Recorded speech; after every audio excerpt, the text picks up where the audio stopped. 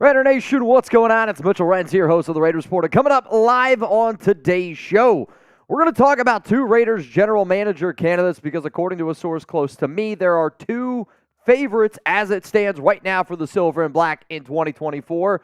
Then we're going to get into the latest on Jim Harbaugh. For those that maybe do know some of the ins and outs here at Chat Sports, our boss is very well connected to Michigan football and very well connected to some people close to Harbaugh. We got some updates that are going to be impacting the Las Vegas Raiders.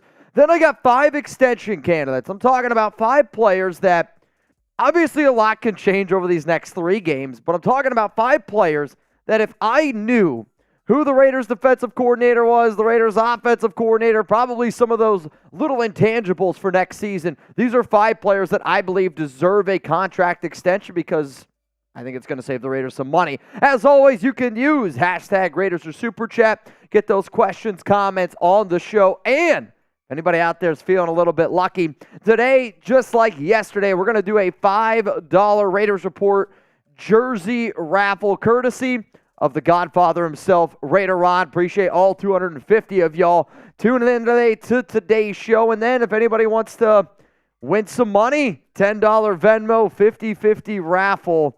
I'm curious to see if we see any dreidel spins today, though.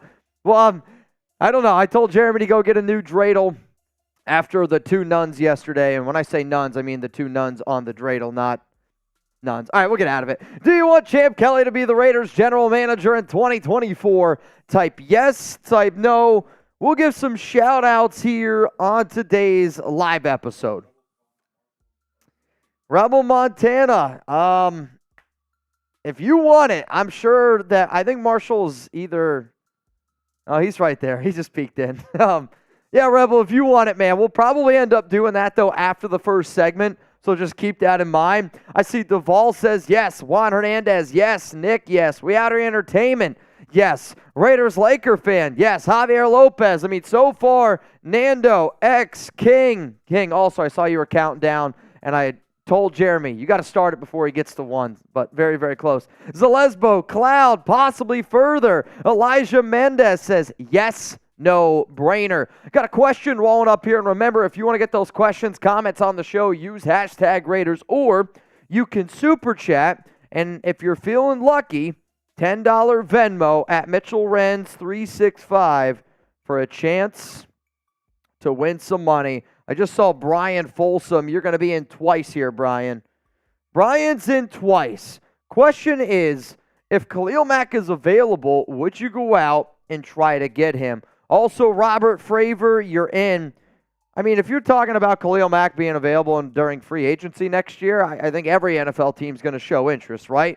I mean, think about it. He leads the NFL in sacks. Yes, he did not have a very good game this past week up against Thayer Munford, up against Jermaine Illuminor, but Mack is still one of the best edge rushers in the National Football League. And, you know, when I think about when I first started the show, the thing that people hated me for when I first started, and this is like, when we started making videos on Facebook, before I even made videos on YouTube, you know, we talked a lot about Khalil Mack trade this, Khalil Mack trade that, and that's when people, I think, really were like, who the hell is this Chucky head guy? But I'll tell you, man, from trading away Amari, from trading away Khalil Mack, hell, you know, even I think of like Derek Carr as being a very big player that I've talked about. If you were to ask me Amari Cooper, Derek Carr, or Khalil Mack out of those trio, who I would want back in the Silver and Black the most, I mean, it's Khalil Mack, and honestly, man, it's not even close. Shout out to today's sponsor, PrizePicks. And if anybody wants to get started, it's daily fantasy sports made easy. Go to prizepicks.com/CLNS and make sure that you use code CLNS for a first-time deposit match up to $100. And Jeremy and I, we've been talking a lot about PrizePicks the entire season.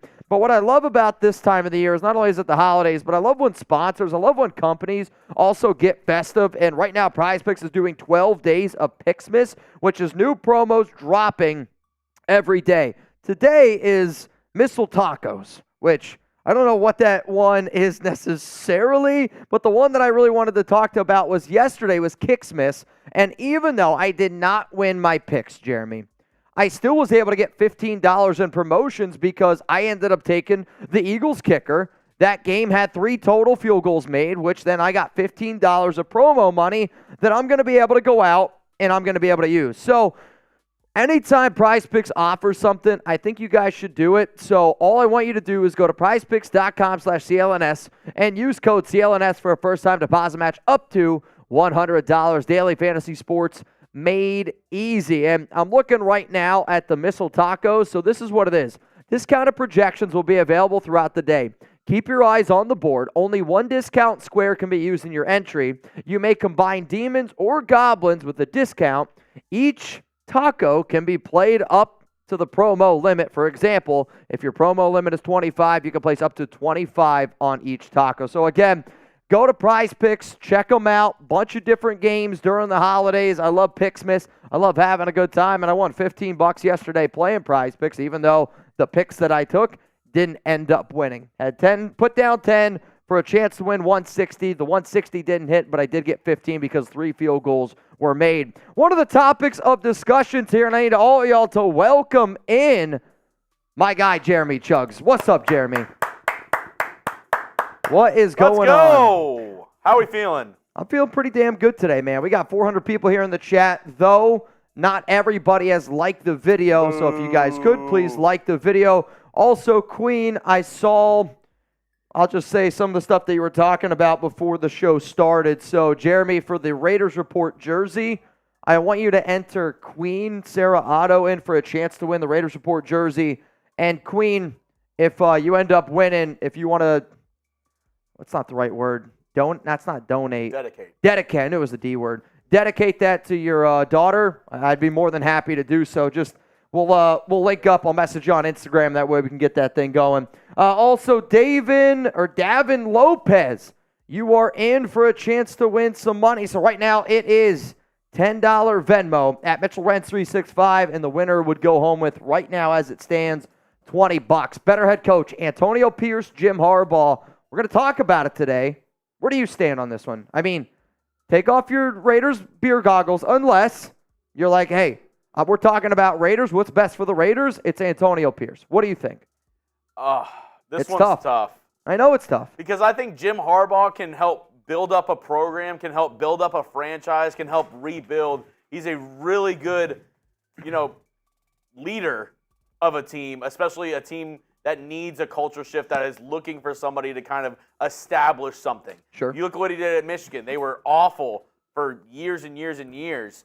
He comes in, flips the program around after COVID. I mean, it'd be hard for me not to type JH here. I think what Antonio Pierce has done is commendable. Yep. What he's done is well. I mean, obviously, being an interim coach isn't easy, but in the same breath, do I think his interim stint is better than Rich Bisaccia's? No. No. And do I think Rich Bisaccia is a better coach than Jim Harbaugh? No. So I'm going to go with Jim Harbaugh here. As tough as it is, I'm rooting for Antonio Pierce. I like Antonio Pierce. I think if he has the right people around him, I think it's all about who you carry around yourself, like in life, like in coaching. Who you have around yourself can really impact what you can do. So if he can get a better offensive coordinator, some better assistant coaches around him, if he's able to keep Patrick Graham. Sure. I like Antonio Pierce, but just overall, head coach, you're starting clean, everybody's fired, only the head coach, and he's picking everybody. Give me Jim Harbaugh. Yeah, I mean, again, I know where the nation sits. I'm seeing a lot of APs in here, and I know how the nation feels about Antonio Pierce, right? He's a Raider through and through, 3-3 this season. But I agree with everything that Jeremy said. Now, I do see Javier Lopez says Harbaugh personally won't work in today's NFL, which I do not think is a fair thing to say about Harbaugh, because everywhere Harbaugh has ever gone, from San Diego to Stanford to the 49ers to Michigan, I mean, he's been able to win. And, you think about the NFL is known as a copycat league. I mean, Harbaugh was kind of one of the very first coaches in the NFL a few years ago to really implement having a running quarterback as one of their offensive systems. And now you look at a lot of these NFL teams out there, they're trying to run these quarterback systems that use mobility to the advantage. I mean, what he was able to do with, and people forget, everybody thinks like, Colin Kaepernick with the 49ers and what they were able to do with the read option, the RPOs, kind of what they did with that. Yeah. But people forget, before injury, before going over to Kansas City, Alex Smith was a pretty mobile quarterback as well. And what he was able to do with Alex Smith under the helm as well was very impressive. Yep. I hear you. I think no matter what, both of these guys deserve the job in different ways. I bet if you were to ask the Raiders locker room and all the players in there, I bet it would be a unanimous Antonio Pierce. If you were to ask based on resume who deserves it more, the answer has to be on Harbaugh based on resume and resume alone. But hey, my resume wasn't all that good, and yet I'm here. So, what up, Paul? You're next up here on the Raiders Report. Remember, if you're feeling lucky and you want a chance to get in for a Raiders Report jersey, $5 super chat. All I ask is also ask a question, because what we're going to do today is we're going to try to answer as many questions as humanly possible. Paul, if the Raiders bring in Ben Johnson or Brian Callahan, would AP come back as head coach of the defense? So, I mean, I love Antonio Pierce. But to me, based off of I'm not taking Patrick Graham out of the equation here. I actually think that Patrick Graham deserves to be a candidate to be the next Raiders head coach. I mean, this defense is playing phenomenal football, and sure, with AP at helm, the Raiders right now are giving up, I want to say on average 15.5 points per game, third best in the NFL. Like, the problem is, though, if you're going to bring in Ben Johnson, that's going to be your head coach. That's going to be your offensive play caller. Maybe they decide to keep AP as like an assistant head coach type of role, but you're not moving on from Patrick Graham. The other thing is this, and this is the thing that's going to be really interesting for the Raiders and what they decide to do. I actually think the Raiders have a lot of good coaches. I like what I see, and Patrick Graham, obviously. I think that Carmen Brasilla was a very good offensive line coach. I think Edgar Bennett is one of the more respected wide receiver coaches. I know Rob Leonard is one of the more respected offensive line coaches. And then on top of that, I know there's one more name. Simmons, the DB coach, very well-respected coach. Like, they have a lot of coaches that people really gravitate towards. And if you bring in a new head coach like Ben Johnson, is he going to bring in an entire new regime? Because to me, that has to be in this consideration for the next head coach. Rebel Montana, you in. Tell my son Marshall we have a boot race next week. Daddy working and don't have the boot at the moment. GZ and the Knicks win over my Lakers tuned into Vegas.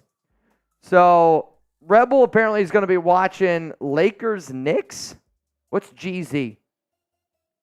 I don't know. What's GZ and the Knicks win? I think what he's saying is, so Rebel, Marshall, boot race on Knicks-Lakers game. We'll see. Rebel, I wish you the best, man. Marsh, when did the Knicks play the Lakers? When does that happen? He's got his head. He's head bopping right now, Rebel. He can't hear you. Yeah, he's got head right now. Yeah, he's over there listening to music. He didn't want Rebel to get in his dome. Rent free, man. Rent free. Facts. Let's go to David Silva. Jim Harbaugh comes with extra baggage from those acquisitions. Keep AP. Just grab a better offensive staff. I know there's a lot of acquisitions out there around Harbaugh. There's no denying it. But again, I don't know how anybody could say that Antonio Pierce is a more qualified head coach than Jim Harbaugh. I'm not saying that he's maybe the best fit with this team right now, but Harbaugh's resume and Harbaugh's winning, and he's just a proven leader every single place he's been able to go to. I have the utmost respect for AP, and I think everybody watching this show does. But I also have to be a realist here, and I have to be able to give you guys my honest opinion. Harbaugh's the better head coach than Antonio Pierce. That doesn't always result, though, in wins and losses. Team might rally behind AP more. Juice, if we do hire Jim Harbaugh, do you think we'll draft J.J. McCarthy? I'll go for the top quarterbacks like Drake May or Jaden Daniels, etc.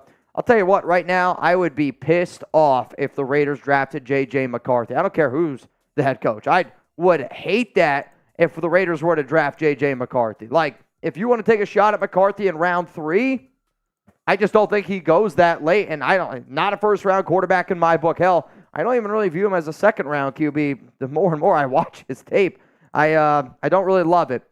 If you're going to go after Drake May, though, Jaden Daniels or Caleb Williams, I mean, right now the Raiders pick at number 12. If you want a shot at Drake May, Jaden Daniels, Caleb Williams, you got to trade up to number 3. Yeah. And right now, trading up to number 3 from 12, it costs you at least 3 first-round picks. And some of you are like, why do you say 3 first-round picks? When the Niners went from 12 up to 3, they had to give up 3 first-round picks for Trey Lance. This year's draft is stronger. I mean, I think it's 3 firsts and you're throwing in like a third or a second. Like, you have to move up so much now to get one of those guys. You better make sure it's your guy. Let's go to Eric. What's up, my brother? Heart says Pierce. Head says Harbaugh. No McCaffrey. Yeah, dude, I'm with you. I know J.J. McCarthy. I'm out on him. 521 people here, and I think most people would say no to J.J. McCarthy. We will talk about Harbaugh here in a second because, again, the information that we have on today's show is a very interesting one. There's no doubt about that. Yeah. Adane Ventura. Hopefully I got that one right. Mitch. I'm guessing Adane. Adane. Mitch, we don't need a rebuild. We need a remodel. I think that's a good way to put it, but I also think it's just the exact same thing as saying a rebuild. The Raiders, to me, have a lot of pieces, and we always say it here, and it kind of goes everywhere. You can have all the right pieces. If you don't have a quarterback, it doesn't matter, right? And I know Aiden O'Connell had himself a good game up against the Chargers, and a game where he threw for 248 yards, 4 touchdowns, no interceptions. But I also laugh because it's the reason why I love the NFL, and that's the reason why I love fans at times, because 4 days before that, he had a game against the Vikings, and he looked like he had no business being a starting quarterback in the NFL. Week before that, no business being a starting quarterback in the NFL against the Chiefs. Week before that, no business being a starting quarterback in the NFL. So, one game against a Chargers team that totally gave up. I mean, let's keep it real here. A Chargers team that totally gave up, totally washes away the other 3 really bad games that Aiden had. Like, you need to find yourself a quarterback. This offense can be a good offense with a good quarterback. This defense is playing lights-out football. If you get yourself a good quarterback, you make sure that you're able to build that offensive line. And when I say build, right now, Andre James, Greg Van Roten, and Jermaine Illuminori, 3 out of your 5 starters are free agents or not going to be potentially back. How do you address those spots on the offensive line? You find yourself a quarterback, and I think you're going to be in pretty damn good shape. Let's go to Adam Martinez. What's up, my brother? Keep up the great work. Don't y'all think a new coach with a new system isn't what the players want to go through again? Pierce has earned it. Here's the thing. I don't think Pierce has earned anything yet. And I think even Pierce himself would say, I haven't earned anything yet. If Antonio Pierce on Christmas Day beats the Kansas City Chiefs, I will sit up here on this show and I go, I don't care what happens against Indy. I don't know if I really am going to care all that much what happens against Denver. He was able to prove to me that he's able to take down the Kansas City Chiefs. That's something that this team has not been able to do very successfully at all. I mean, 3 wins since Patrick Mahomes and Andy Reid have taken over, right? So to me, I don't think that he's done enough to earn the job. Has he done a good job? Yes, he's 3-3 right now. I still want the Raiders to be able to prove to me that they're going in the right direction. But yeah, if you bring in a new coach, new system, and I know a lot of Raiders players on that team, they don't want to have to relearn yet again another system. That's a fact. Let's go to Highlight Hendo Network. This is Mark Davis. Last chance to get it right. Mark Davis's last chance to get it right. No. I mean, the unfortunate part of that is I agree with Jeremy. No. If you're the boss, you can get it wrong multiple times. I mean, he's been wrong so many times. I mean, think about this. Think about how many times he's looked into the mirror and said, yes. If Mark Davis was a head football coach, he hasn't made many good decisions. He would be coaching middle school right now.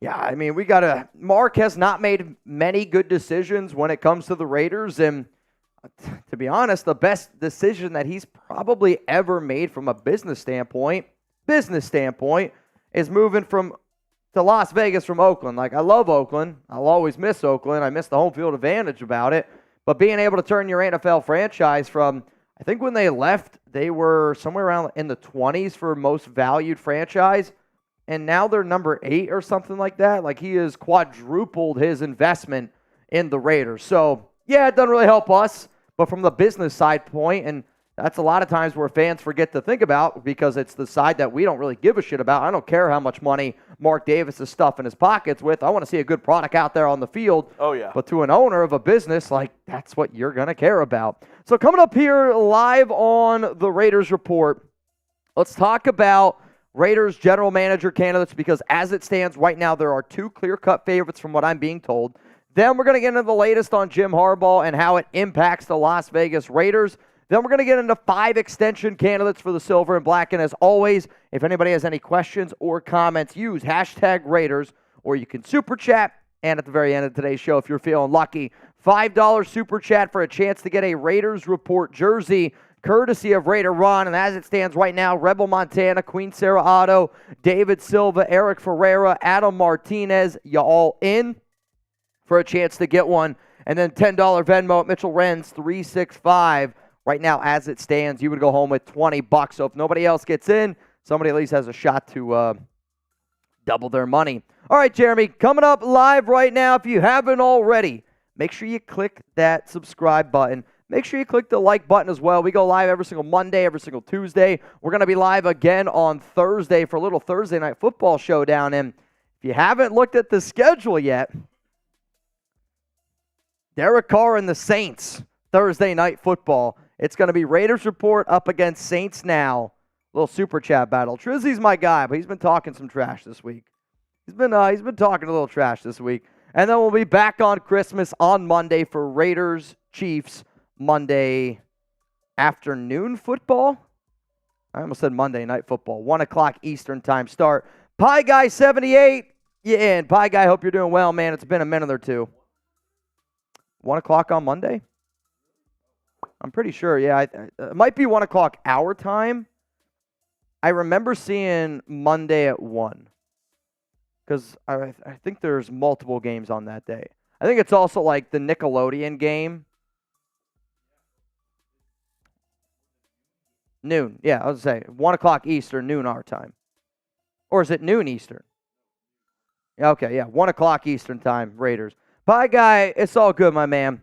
Game is on at 10 a.m. from Paul. Paul, now I know you're West Coast. All right. Let's get into our very first segment. Yeah, then we got 2 more segments after that. Good luck to everybody in for the Raiders Report jersey. Again, it is courtesy of the Godfather himself, Raider Ron. Coming up right now, let's talk about the 2 favorites to be the next Raiders general manager.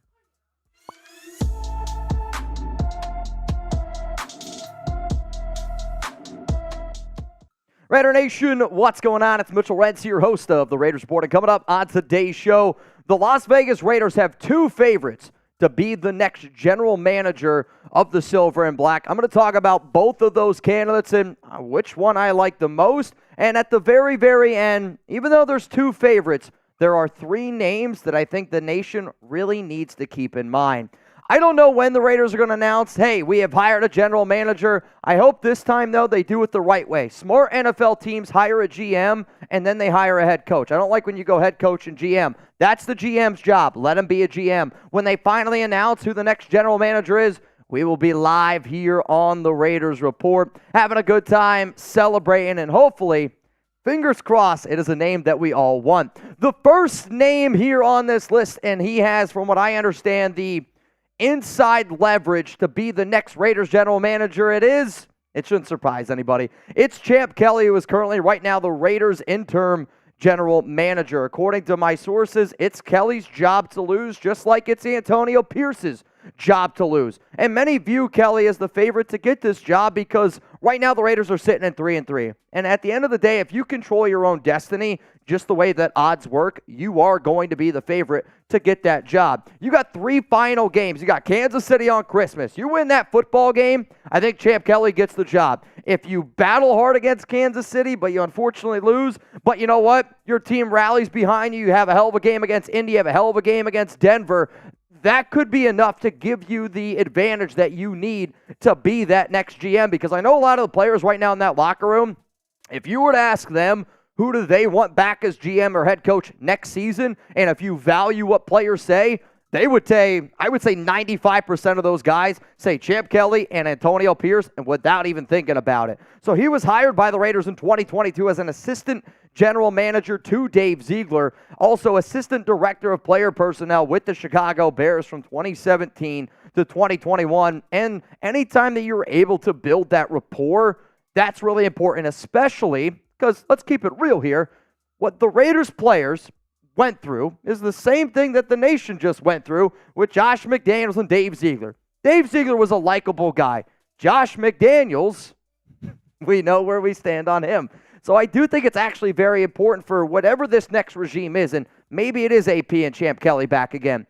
They have to be able to be leaders, be good at their job, but they also have to have that relationship with players. It is extremely important in anything that you do in today's society, whether you like to hear that or not. So my question to the nation out there is this, and this is going to be the pinned comment on today's show, so which means you're about to get hit with the YouTube ad break. I want you to scroll on down. Let the ad play, believe it or not, helps me out. Do you want Champ Kelly to be the Raiders general manager in 2024? Yes or no? Let me know.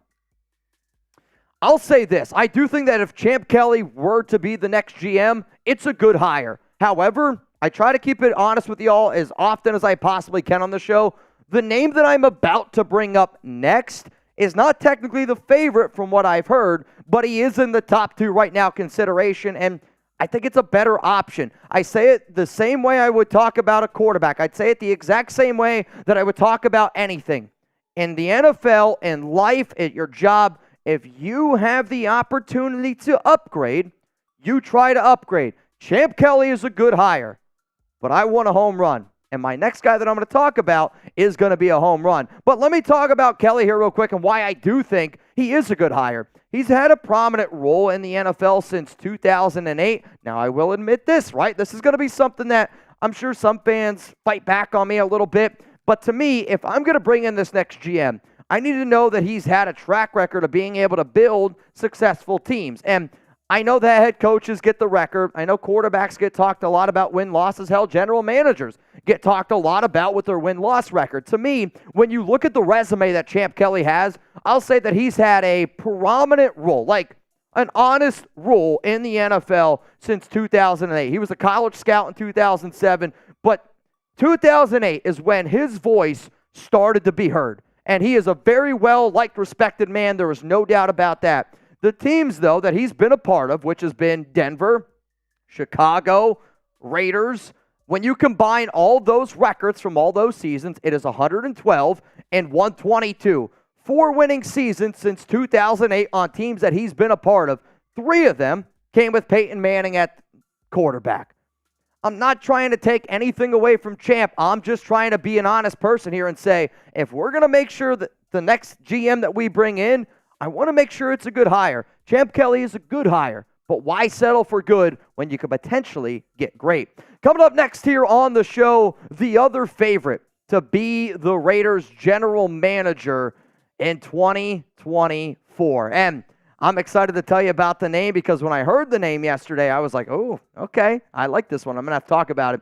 But today's show is sponsored by Gametime. And if anybody out there is looking for last-minute tickets, I got you covered. How many people out there, and, you know, to the men, to the women, I don't care whoever watches the show, do you like to wait till the last minute? If it's you, raise your hand right now. I can actually see my fiance smiling back, waving at me because she's the queen of wait until the last minute. Download Gametime today for $20 off with code RaidersChat. You can snag tickets without the stress with Gametime. So, Nation, obviously terms apply. Create an account, redeem code RaidersChat for $20 off. Download Gametime today. Last-minute tickets, lowest price guaranteed. That link's going to be available to y'all down in the comments and down in the description of today's show. And the reason why I like Gametime is because it is the perfect app for anything and anybody that's planning on going out to Las Vegas. When I go out to Las Vegas, I want to be able to do whatever the heck I want. When I'm planning a trip to a city that I don't know too much about, I don't want to have everything just bracketed, scheduled, locked in because things can change, right? What I love about Gametime is I can show up to a city. I'm going to get a good ticket price because then instead of the seats going empty, Gametime goes, well, I know Mitch and Chugs are going to buy some beers. I know Mitch and Chugs are going to buy some food. I know Mitch and Chugs are going to buy other things while they're there so we can make our money that way and still give away the tickets. And because at the end of the day, even if you give one for $1, you're still making money. They have a section there for events under $50. And I know I've been talking a lot about Gametime, but during the holiday season, finding a really cool gift idea under $50, I'll tell you this, it goes way, way further than you just run into a last-minute store and getting something cheap. Gametime here is an awesome, awesome app that I want you to download and make sure you use code RaidersChat for $20 off. All right, so coming up here next is the next favorite to be the Raiders general manager in 2024. So we first talked about Champ Kelly. This next name here is another name that if you've watched this show before, I have actually mentioned, I have talked about, and he's interviewed with the Raiders before. The next name is Trey Brown, senior personnel executive for the Cincinnati Bengals. So it has been confirmed to me that Brown is going to interview for the next Raiders general manager job. He interviewed once. This was the first time he interviewed with the Raiders back in 2019. He also interviewed with the team in 2022. If the Raiders were to hire Brown, and I always say this on the show because I usually say it about a head coach, right, an offensive coordinator. I want somebody young. I want somebody innovative. That's exactly what Trey Brown is. And it's no disrespect to Champ Kelly. To me, Trey Brown is a younger, more innovative, and has had a lot more success on the teams that he's been a part of, and he's 38 years old. He would be the third youngest general manager in the league. And to me, when you work a part of trees, right, a lot of times we talk about head coaches, they talk about coaching trees, right? Like, this guy worked for Bill Belichick. This guy worked for Andy Reid. This guy's worked for Sean Payton. Whoever is a recommended name. Trey Brown has worked underneath some very respectable GMs and has worked underneath some very respectable teams in his time at being, I don't know, working with these other ones, right? So he's third season with the Bengals and his second season as a senior personnel executive. He's also worked with the Patriots and he's worked with the Philadelphia Eagles, a former cornerback at UCLA who went undrafted in 2008. The other reason why, and I'm going to say this because you guys know how I feel about where there's smoke, there's fire. From people that I talk to close to the Raiders, they want to be able to build an organization that just, they always carry a chip on their shoulder. And Brown, to me, is one of those guys that, yeah, sure, he never was able to make it in the NFL, but you pair a guy like Trey Brown, okay? You pair a guy like Trey Brown, even if it's Antonio Pierce, who also went undrafted, who believes that nothing is given and you got to earn everything in this business. And let's keep it a buck here. A young black man earning a general manager job at 38 years old, nothing's going to be coming easy to him. He's going to have to go out there and he's going to have to earn it. For that reason, I think Trey Brown, pair up with Sarah, pair him up with awesome guy like Champ Kelly. Maybe they could even work out a duo. I don't know exactly what's going to happen. I obviously don't think Trey Brown and Champ Kelly are going to be general managers together, but what I do think is this, that if Trey Brown and if Antonio Pierce wanted to pair up together and be a duo, it could happen. I think it would be a good hire. I think it would be a better hire. That doesn't mean that it's ultimately going to end up going down. So if the Raiders hire Trey Brown as GM, how would you grade it? A, B, C, D, or F? A, it's a great hire. B, it's a good hire. C, it's an average hire. D, it's bad. F, it's an absolute fail. If you want to know what my grade is on Champ Kelly being a hire, I would say would be a B grade. In terms of Trey Brown, it's an A for me. Brown was featured in my GM candidates video back in 2022 when we were looking at GM candidates for Mike Mayock replacements. There's a name to throw back to. And he was also in my video back on November 1st, 2023. If you've watched this show, you've heard the name Trey Brown before. And again, when you start to hear names this early in the process, there's good reason to all of that. If you want to go check out this video, you could check out by typing in Raiders GM candidates Raiders report. You could type in Las Vegas Raiders GM candidates on YouTube. If you need to find this video, I put out a bunch of GM candidates that could potentially be the next face of this franchise here. Also, I know the people that have checked out this video, I call them real ones. And when I think about the nation, we're going to call ourselves a family. If we're going to call ourselves the best fans in the NFL and all of sports, you need to have a real one. What is a real one, Mitch? I first went to Oakland back in 2019. And obviously from doing this show, I've heard Raider Nation for life. Well, here at Chat Sports, we take Raider Nation for life, and we made our own Chat Sports version out of it. Real one for life. And people that watch this show as religiously as I make these videos all the time, those are my real ones. People that go down in the comments, people that are a part of the live show. Like I see Cloud right now in the live, and he's up here for a reason. Daniel Caps Keenan, always watch him. We Out Here Entertainment had a question that right start this show. Senior Steve, and I have a lovely bunch of coconuts. I see y'all. I appreciate you guys, and I hope one day we can all dap it up and maybe have a beer or two. Maybe 3 or 4.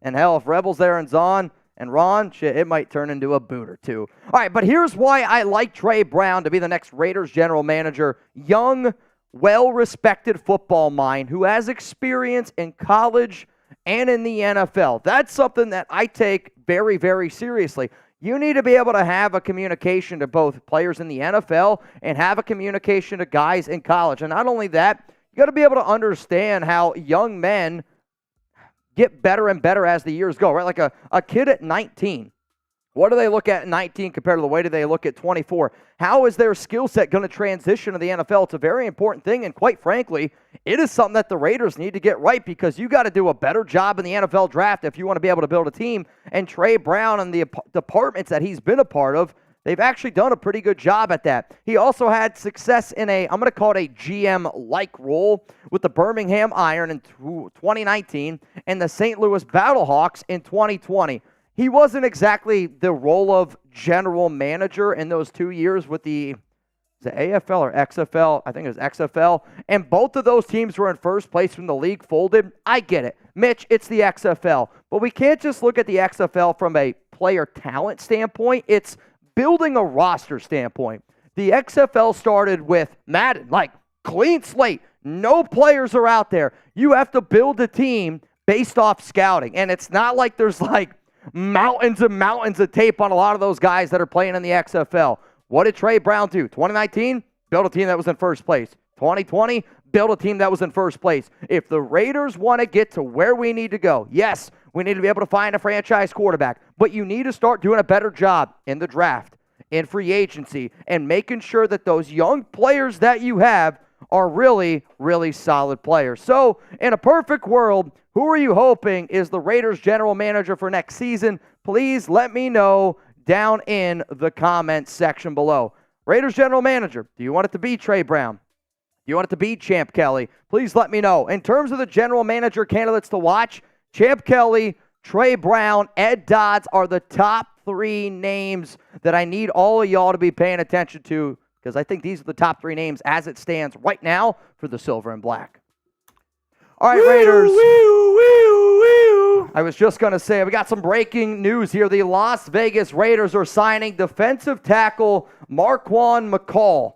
McCall is 24 years old, big-time defensive tackle up the middle, 15 tackles, 2 tackles for loss. He was a rookie on the Carolina Panthers last season. So I don't know if you could put out there. I want to get a quick cut. That's going to be the video that goes out now. Okay. So the Raiders are signing defensive tackle Marquan McCall. We're going to get a video on that here in just a second. We're going to do some work here behind the scenes at Chat Sports, and then we'll get it going. Nico just said, who the fuck is that guy? Well, the reason why we're going to make a video is because I know for a fact you're not going to be the only person that asks, well, who the fuck is that guy? So who are you hoping is the Raiders general manager for next season? Jeremy's going to rally the troops here at Chat Sports. We're going to get you a video, going to get you some notes here on the Raiders defensive tackle that they just signed, Marquan McCall, 24 years old. What do we think here? Cloud's going to go Trey Brown, Sergio Torres. What's up, my brother? Daytona Gold, Champ Kelly, Rich O. What's up, man? Didn't they cut him from Rebel? Maybe at one point, but from what I see right now, they're just bringing him in. Yeah, the Panthers did, correct. Raiders, Lakers, he better be good. I think what you're looking for here is just a big body up the middle, and I'm almost curious of why this move is happening. Like, is there a certain injury at DT that we potentially don't know about? Champ Kelly from Juan Hernandez, Trey Brown as GM, Champ Kelly as assistant GM. I mean, if you're Kelly, I don't know if you decide to take that job. Maybe you do. Maybe you just go back to your original role. Peter Ramirez says Brown. Kevin BMW, Champ Kelly. Buzzle-Matic 69 says Ed Dodds. And the reason why I think Ed Dodds is an intriguing name is because he's the guy who was connected very, very closely with Jim Harbaugh back in 2022. Harbaugh and Ed Dodds are like super, super close friends. They worked together back in like the old days, like the Raiders back in, I want to say like 2001. So if the Raiders were to hire Jim Harbaugh as their next head coach, and I'll talk about the story that I have for all y'all on Harbaugh here in a second. But Ed Dodds, I actually think would be the GM that they would bring in. So again, we're getting some stuff here in the background. We're going to get a cut on the defensive tackle that the Raiders just signed here in just a second. And then we will continue our show here around the latest around Jim Harbaugh. We'll also get into a story around players that I think deserve an extension. We all right? All right, sounds good. I mean, honestly, dude, if you get me bio, L3, weigh in, let's go with PrizePicks as the read, and we'll let it cook. I can talk about my picks from yesterday. Is that what you're doing? Okay. All right, bet. All right, man, we got 600 people here watching, and if you're wondering, oh boy, Philip B., you guys have more views than the actual Raiders channel.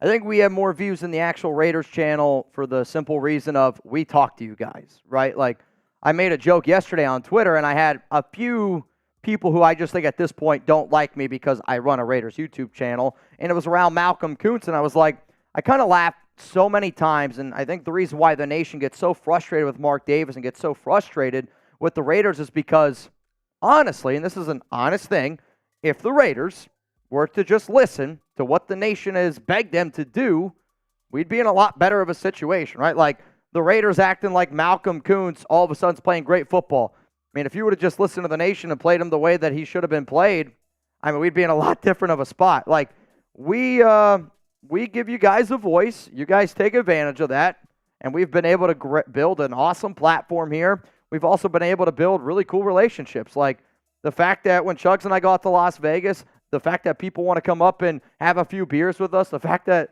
people get Chugs' name tattooed on them, right? Like, that kind of stuff doesn't happen overnight, and it's because of that. Like, I'm not on this show breaking news left and right. Like, that's not my job. My job up here is to be able to see a story, give my opinion on it. Obviously, I have my takes, and that's just like any other show. But what makes this show different is I care. The Raiders YouTube channel doesn't care, right? There's a lot of other channels out there that probably don't care.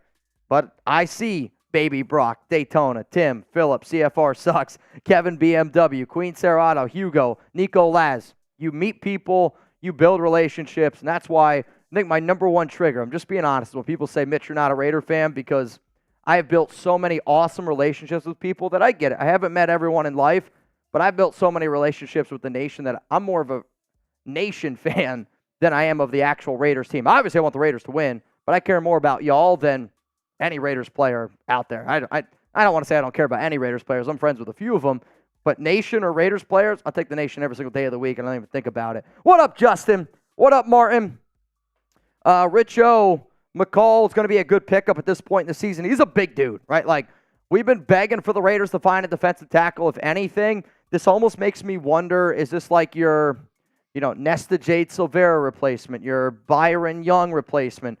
You have Adam Butler. You have your big guy in the middle in John Jenkins. Bilal Nichols has been out there. Hell, Jerry Tillery's been playing some really solid football the last few games. Tyree Wilson, he's been moved into the defensive tackle role, which since he's been doing that, and he still plays edge. He goes inside, outside, giggity. But overall, to me, he is still a solid player. You had a big dude on the interior like this, he's going to clog some holes. He's going to clog some holes. If you want to shout out here on the Raiders Report, what's my inside joke? If I were to say he's going to clog some holes, the real ones will know. Remember earlier in the show when I was talking about the real ones? Where are my real ones at? Yeah, Eric said 380 pounds. He's a giant of a human being. So, really, really big dude. I mean, if you wanted to be able to go out and find a big player, he's your guy. I'm going to try to look up some more notes on him. Here's the thing, though. You guys might not like this. He played for the Patriots at one time. No, I'm kidding. But last year for Carolina, 16 games played, 7 tackles, 2 stuffs. Again, big boy, 6'3", 380 pounds, went to college in Kentucky. 24 years old. So he's just a baby, second year in the NFL. But coming up here on today's show, the Raiders signed a defensive tackle. We'll get into who exactly Marquand McCall is, how it's going to impact the Raiders' defensive line, how it's going to impact all this kind of stuff. And then we'll continue to just break down all that good stuff here on the Raiders Report.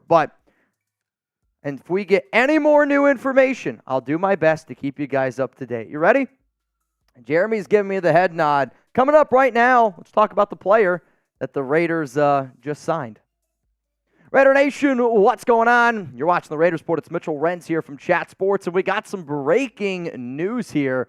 The Las Vegas Raiders have signed a defensive tackle, and who out there likes the big boys? I'm talking thick, 2 C's, because the Raiders, they just signed defensive tackle Marquand McCall, who is 6'3", 380 pounds. If that's not 2 C's, I don't know what is 2 C's. But hey, this is why you subscribe to the Raiders Report. When breaking news happens, we break it all down for you. Hit that subscribe button, turn on those notifications. That way, any Raiders news happens, we make it for you. I'm literally live right now on the show. We're talking a little about Raiders general manager candidates. We're talking about Jim Harbaugh, answering questions around Justin Fields. I say the Raiders signed Marquan McCall. And I see down in the comments, who the fook is that guy? The reason why you subscribe is so you know who the fook this guy is. So let's talk about right now the Raiders going out and signing McCall. Now, I will admit, this was confirmed by insider Jordan Schultz, and McCall had 15 tackles last season, 2 tackles for a loss as a rookie with the Carolina Panthers. But to me, I look at him as this, 24 years old, and the Raiders, yes, they have needed defensive tackle help, and he's been a player that he's just such a large human being that when he's out there on the field, he's going to command attention. He does need to get himself into better shape. I'm not going to get that twisted. But a UDFA out of Kentucky who had 10.5 tackles for loss and 44 stops in SEC football. To me, what the Raiders did here is this, and I used to say it all the time when I would talk about Carmen Bracillo. Remember, I would always be like, you know what, if Carmen Bracillo wants to bring in a project player, offensive lineman, or offensive line coach for the Raiders, Carmen Bracillo, if he wants to bring in a project player, let him bring in a project player and see what he can do. Rob Leonard is one of the most trusted, well-respected defensive line coaches in the NFL. And as far as I'm concerned, and I know that we talk a lot about the Raiders interior defensive tackle group, and we've talked about the Raiders defense. The Raiders defense is a top 10 unit from an entire overall standpoint this season. Since Antonio Pierce has taken over, the Raiders have allowed 15.5 points per game. That's top 3 in the NFL. And the Raiders have been playing really solid football. And, we got to give the defensive line a little bit of credit here, don't we? They've been playing some pretty damn good football. And as it stands, you have Bilal Nichols, you have Adam Butler, John Jenkins, and Jerry Tillery. Those have been your 4 defensive tackles that the Silver and Black have used. Now, if you watched last week's game against the Los Angeles Chargers, you'll obviously know that they've started to rotate Tyree Wilson as an interior defensive tackle, defensive end, which I laugh because Chugs has been begging the Raiders to do that for the entire season, to kind of put him as an inside, outside lineman role, kind of like Martellus Bennett or the Bennett brothers in general. But I do wonder, is this like the Raiders trying to tell us, like, man, either Byron Young's just never going to get there, or Nesta Jade Silvera, who's a big boy, is never going to get there. So one of the things that we do here on the Raiders Report is we ask the nation. When I was live right now, somebody said, bro, you get more views than the actual Raiders YouTube channel. And there's one reason to that. I care. I care about what the nation says. And shit, man, if the Raiders YouTube channel, if the Raiders, Mark Davis, listen to the nation, we'd be in a lot different spot overall as a franchise. That I can promise you. So if you haven't already, go down to the comments section right now, and I want you to get out your Sharpie. Get out your red pen and grade it for me. But maybe you don't grade it like my test that I had in high school. A, B, C, D, or F. For me personally, I look at this signing, and it is going to look like my report card. It's going to be a C. It's an average move. I'm not going to sit up here and say, this move is going to totally transcend this Raiders defense and get us to a whole nother level. To me, though, I believe in Antonio Pierce. I believe in Rob Leonard. I believe in Patrick Graham. Because I believe in all 3 of those guys, I see a 6'3", 380-pound dude. I see a 380-pound mold of clay. Can Antonio Pierce, can Rob Leonard, can Patrick Graham shape that player to be an actual contributor for this Las Vegas Raiders team? That's why I'm giving it a C grade. Something that I'm giving an A+ to is PrizePicks, and shout out to them for sponsoring today's video. If anybody out there wants to get started, PrizePicks is daily fantasy sports made easy. And all you got to do is go to prizepicks.com/CLNS and make sure that you use code CLNS for a first-time deposit match up to $100. Again, daily fantasy sports made easy, and I'm a sucker for the holidays. The holidays, to me, man, it's the happiest time of the year. I walk in the house yesterday. Alex is playing Christmas music. I'm sure when Chugs would walk home, he's got the menorah, totally lit, like having a good time. But to me, the holidays are the most happiest time. And I love when a company and I love when a sponsor shows some love to the holidays. And right now, it's Picksmas. So what they're doing is 12 Days of Picksmas, which is new promos dropping every single day. And for example, yesterday was called Kicksmas. And if you would have taken one kicker in the Monday Night Football game, every field goal that was made in that game, no matter if you would have taken Jake Elliott or Sanders, you would have gotten $5. So the fact that 3 field goals were made in yesterday's game, I made $15. My deal that I put down was 10 to win 160. I didn't hit the 160, but I still won $15, and I had a hell of a time playing. Hell, again, the reason why I tell all the guys out there to do PrizePicks is sit down with your wife, sit down with your fiance, girlfriend, mom, dad, kids. You want to teach them about sports, and you want to have a good time, put like $10 down. They're going to be linked in. You could say, hey, I'll give you the money if you win. And then you get to watch football 3-4 hours, no sweat off your back. It's an awesome, awesome thing that they got going on right now. So one more time, the link's going to be available to y'all down in the comments and down in the description, prizepicks.com/CLNS. Make sure that you use code CLNS. All right, so we're live right now on the Raiders Report. If you're not watching this live, pop on over because we go live every single Monday, Tuesday, 4 p.m. Eastern Time, 1 p.m. Pacific. And I see some people down in the comments talking about being live on Christmas. Oh, yeah, we're going to be live on Christmas. So as it stands right now, the Raiders defensive tackle depth chart before the signing of the Raiders going out and getting Marquand McCall was this. And I am seeing right now that McCall is being signed to the practice squad. So he's being added to the practice squad, which maybe the Raiders end up promoting him against the Chiefs on Christmas Day, because the 2 players that are on this active roster that continue to be healthy scratch after healthy scratch. First is Nesta Jade Silvera. And I don't know if just Nesta Jade is down in the dumps. I don't understand why he's not getting more run. I will admit the Raiders DTs that are playing right now, and John Jenkins, Nichols, Adam Butler, Jerry Tillery, and now seeing a little bit with Tyree Wilson working his way in there. Like, they've been playing better. And I wonder if it's more of we just don't have a lot of confidence in Nesta Jade Silvera, or like, we don't have a lot of confidence in the 3rd-round pick out of Alabama and Byron Young, so maybe we're trying to add somebody. Or is it looking at a giant human being and saying, that guy can take on a double team? Like, that's the type of player that we're going to need on a 3rd and 1, on a 4th and 1. You want to stop the tush push? You put frickin' McCall in there at 380 pounds and you tell him to fall down and go forward. I do wonder, is it maybe something that the Raiders are just trying to do for the future and see what type of player he is, right? Like, the Raiders defensive backs coach, Jason Simmons, he was with Carolina last season. And I know in the NFL, and yeah, it's a different position, but what if a guy like Jason Simmons was like, yo, I'm telling y'all right now, there was a guy on Carolina last year at the defensive tackle position, dude would just eat people up. And now the Raiders have a good defensive-minded staff, where they're like, all right, we'll try to go out and get him. I will admit, though, anytime that you bring in somebody this big, it does make me wonder, is there an injury? Is there something that maybe we don't know that's going on right now for this Raiders overall unit? So here's a question that I have, because the Raiders defense has been playing pretty damn well this season, right? Like, if you would have told me the Raiders would have a top 10 defense this year, what do you think our record would be? I know this, it wouldn't be 6-8.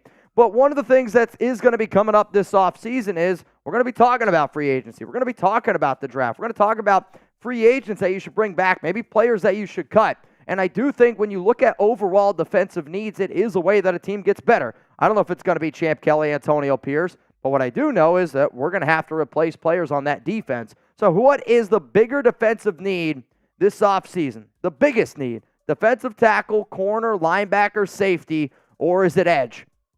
I like right now what the Raiders have at edge. Safety is a pretty strong unit. I would say for me, cornerback, defensive tackle are the top 2 areas that the Raiders are looking at. And one of the reasons why I get so angry when fans say, the season's over, I'm not watching anymore. These final 3 games, whether the Raiders are in it or not, are so important in terms of what guys maybe get a contract extension. Maybe a guy like Marquand McCall over these final 3 games can prove himself and then get that extra contract, and then he could be a contributing player to this Raiders team. These final 3 weeks are important. So the reason why that we are making this video and the reason why we are live breaking it all down for you, it's because the Las Vegas Raiders have signed defensive tackle Marquand McCall to the practice squad. He is a big dude at 6'3", 380 pounds, 4 pressures, 3 tackles for loss, 3 QB hits, 15 tackles in 16 games last season as a rookie on the Carolina Panthers. He played in 185 snaps. SEC football, a UDFA, can Antonio Pierce, Patrick Graham, and Rob Leonard mold 380 pounds into a good player? Somebody did just text me and say, just so you know, he did lose a little bit of weight, so I don't know if he's still at 380. They're telling me he might be around 360, 365. Either way, that's the biggest defensive tackle on this Raiders team. I'm excited to see him. I want to see him out there on the field, and who knows, we might even see him on Christmas against the Kansas City Chiefs. To make sure that you stay up to date on all things going on around the silver and black, hit me up on IG, hit me up on Twitter. I'm at Mitchell Renz 365, and if anybody missed my video on Justin Fields and some of the players telling me that, hey, I wouldn't mind going out and trading for him, I put out a video on IG at Mitchell Renz 365 with some trade ideas. Go check it out. I'm curious to see what you guys have to say. One more time, McCall, welcome to the nation. Hopefully you prove to be a good signing.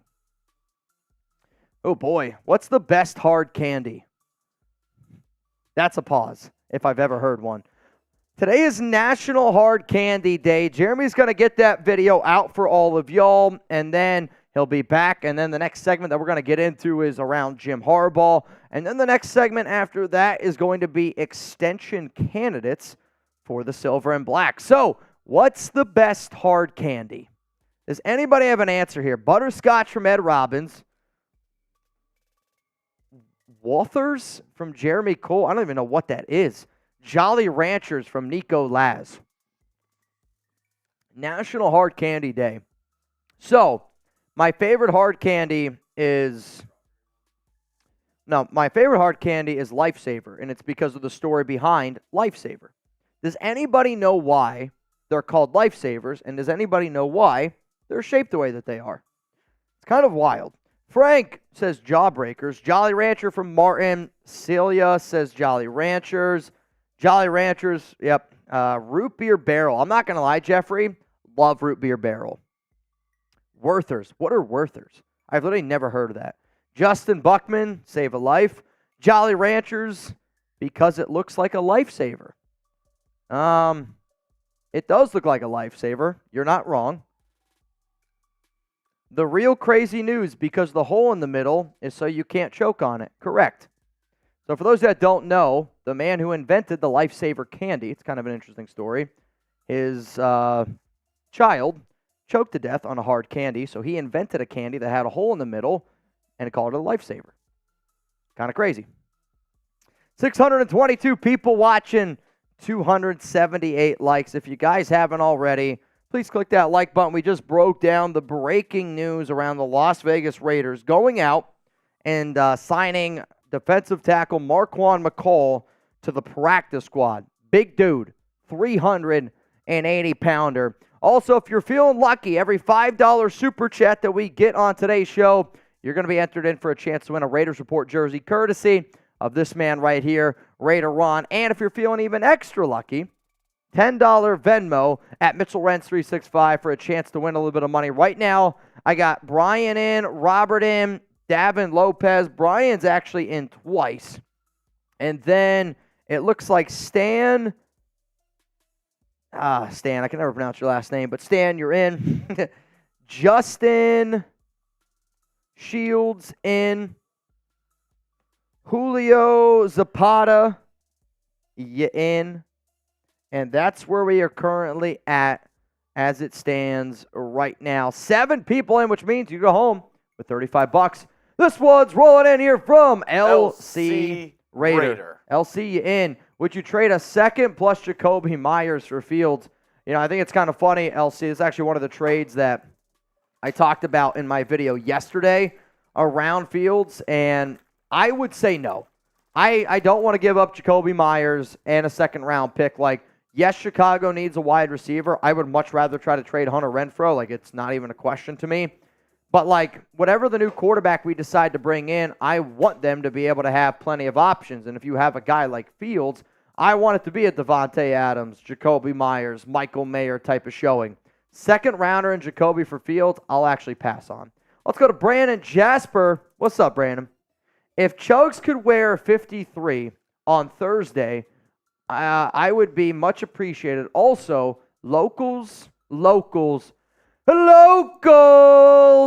the best content, personal interactions, and more live shows. Brandon, I got an offer for you because, Brandon, I'm going to wear your jersey on Christmas, the jersey that, for whatever reason, has red lettering on it. So, Brandon, if you want him to wear the Eric Jasper one, number 53 on, or Eric's, 35? Yeah, Eric's 35, yours 53. Mine just says tuna, I think.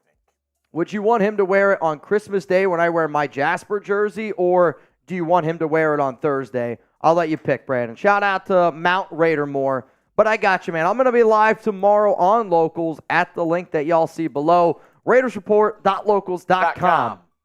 Join right now. Free content over there on the Locals. What was the consensus of the best hard candy? Jolly Ranchers.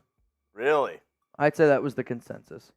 Though somebody said the root beer barrel, and when I was a kid, loved them. I'll also say, though, I love caramel.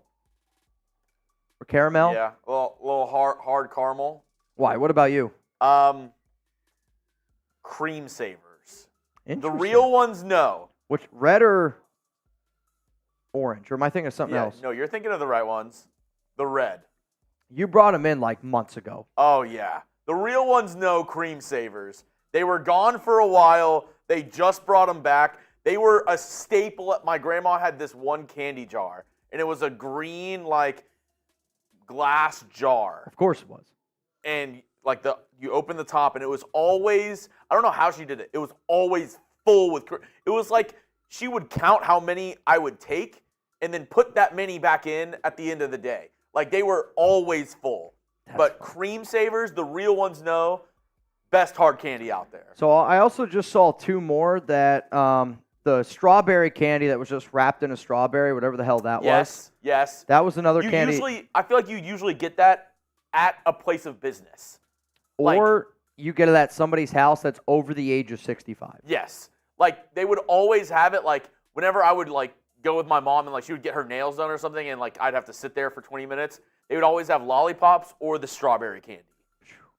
Then the last one, which I actually love, the green peppermint, the green peppermint spearmint, which I know might be a hot take for some people.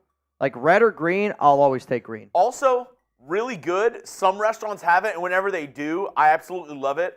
Have you ever had, they're not mint flavored, but they look like mints, but they're key lime flavored? You've never had those? I guess not. I don't know. They have the chocolate ones too, the chocolate mints. Oh, I know exactly what you're talking about. But they also have green and white ones that are key lime flavored. Marshall. I think it sounds pretty good. Have you ever had the mints that are green? They look What's like up, mints, but Vibe? they're green, but they're key lime flavored? Washburn's old-fashioned candy. I don't even know Those what ones that go hard. is. Vincenzo, hey, y'all. What did I miss today? You missed the fact that the Raiders just signed defensive tackle Marquand McCall to the practice squad. We just broke all that down. I think the video's about to go out on the channel here in just a second. Also, we got everybody in for 50-50. What were you going to say? I'm sorry. Oh, I was just going to say Mexican hard candies, very good as well. The watermelon, and it has the chamoy and tahini on the outside. Good. Dude, Alex's mom buys these candies that are the peach ring consistency, but it's watermelon covered in a chamoy tahini seasoning. Dude. Very good. Very, very good. All right, got a super chat. This one's rolling in from Nico Laz. Says, going to be at the Week 18 game. Oh. Who else is? Red Tail round 2, Mitch. Let me get someone to throw my jersey on by end of the season. Want to see that number 0. Actually, Nico, I think probably the only show that you haven't watched in the last month, I wore your jersey. I forget what day of the week. It wasn't a Thursday or game day. It was a Tuesday or Monday, and I think it was when you just went on a trip somewhere. It was New York or something like that. I follow Nico on IG. It was something like that. And when you were gone is actually when I wore your jersey, which I didn't plan it like that. Yeah, he said, I'll find it. I was in New York. Yeah, I think when you were in New York is when I wore the jersey.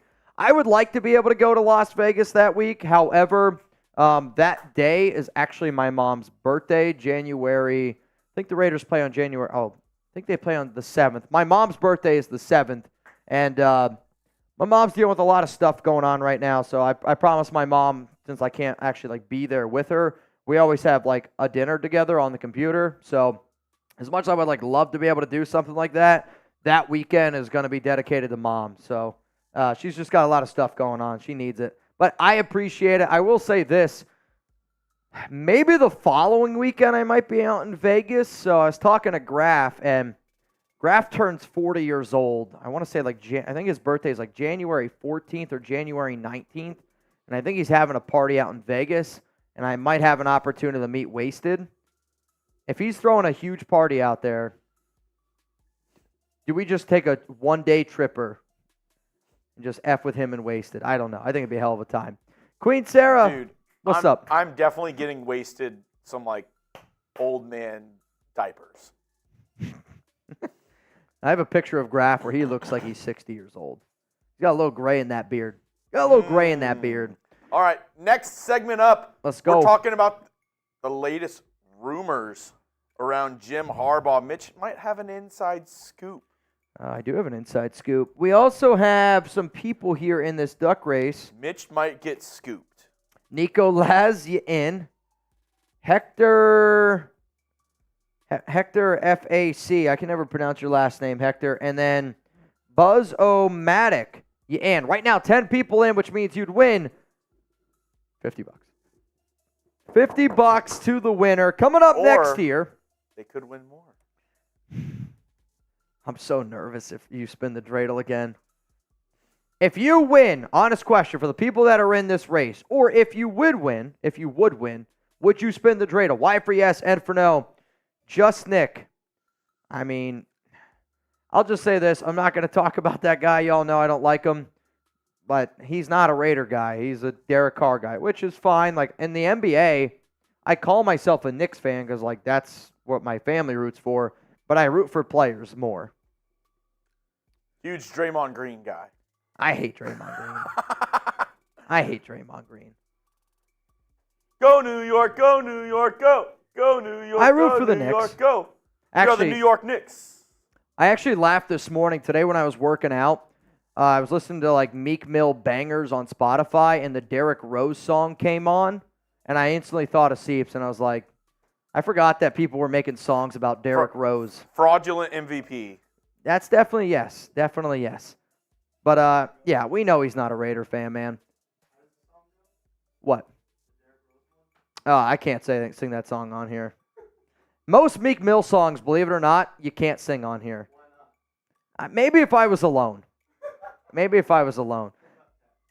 Tex sings them maybe too often.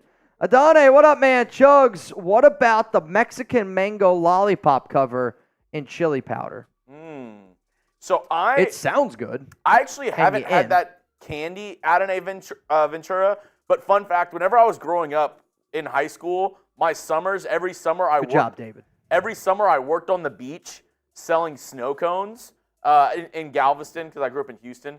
Every summer in high school I did that. One of my favorite flavors, hot summer day on the beach. I'm listening. Mango snow cone with a little bit of chamoy and a little bit of tahini on top in a mango snow cone. Amazing. Dude. And the place I worked at, it was like the actual shaved ice where once you put the syrup on, it kind of just turned into a slushy. It wasn't crunchy ice. It was the soft shaved ice. So what's funny about everything that you just said is exactly what I did yesterday with your mango slushy that you gave me, or whatever smoothie. Yeah.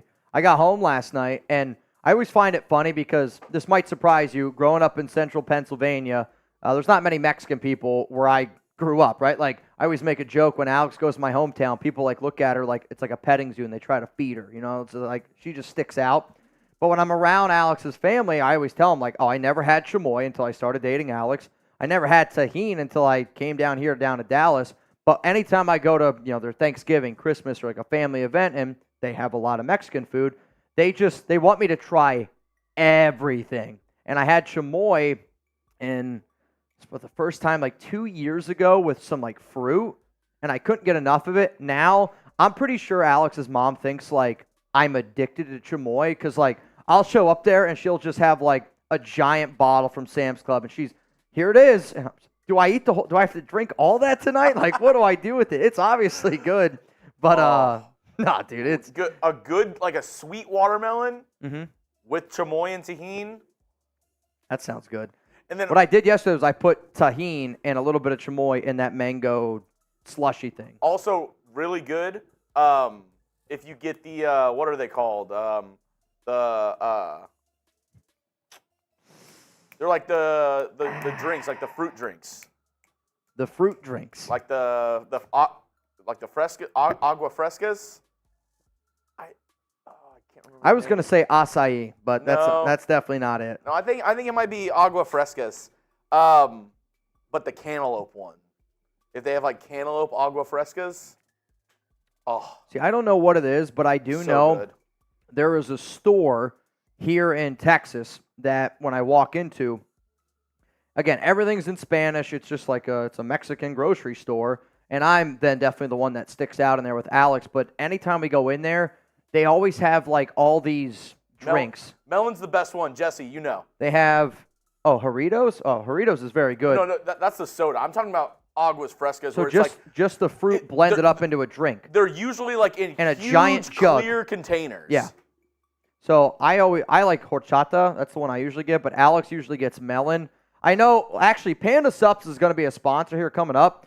Their not pre-workout, their BCAAs that they have is melon ball, and I'm not kidding you. So again, the guy who invented it, he's a big-time Raider fan. It tastes like whatever you're talking about, but the melon one. I'll have to bring it in because I have it at home, and Alex doesn't like that kind of stuff because it's too sweet usually. She loves this one. Like, if I come home from a late night bender or we get up, we're a little bit hungover, mix that up a little bit and get it going. It is, it's good stuff, man. Jamaica. See, Alex likes Jamaica more than horchata. I like horchata more, but I got a sweet tooth. All right, y'all, coming up here on the show, let's get back into some Raiders content. Also, the Texans, they just worked out Tim Boyle. Yikes. Tim Boyle. Oh, no. Yeah, it could be rough for you. Good for the nation, though. And then, Adana, I think I said this before, but you are in for a chance to win a Raiders Report jersey. We're going to do that race at the very, very end of today's show.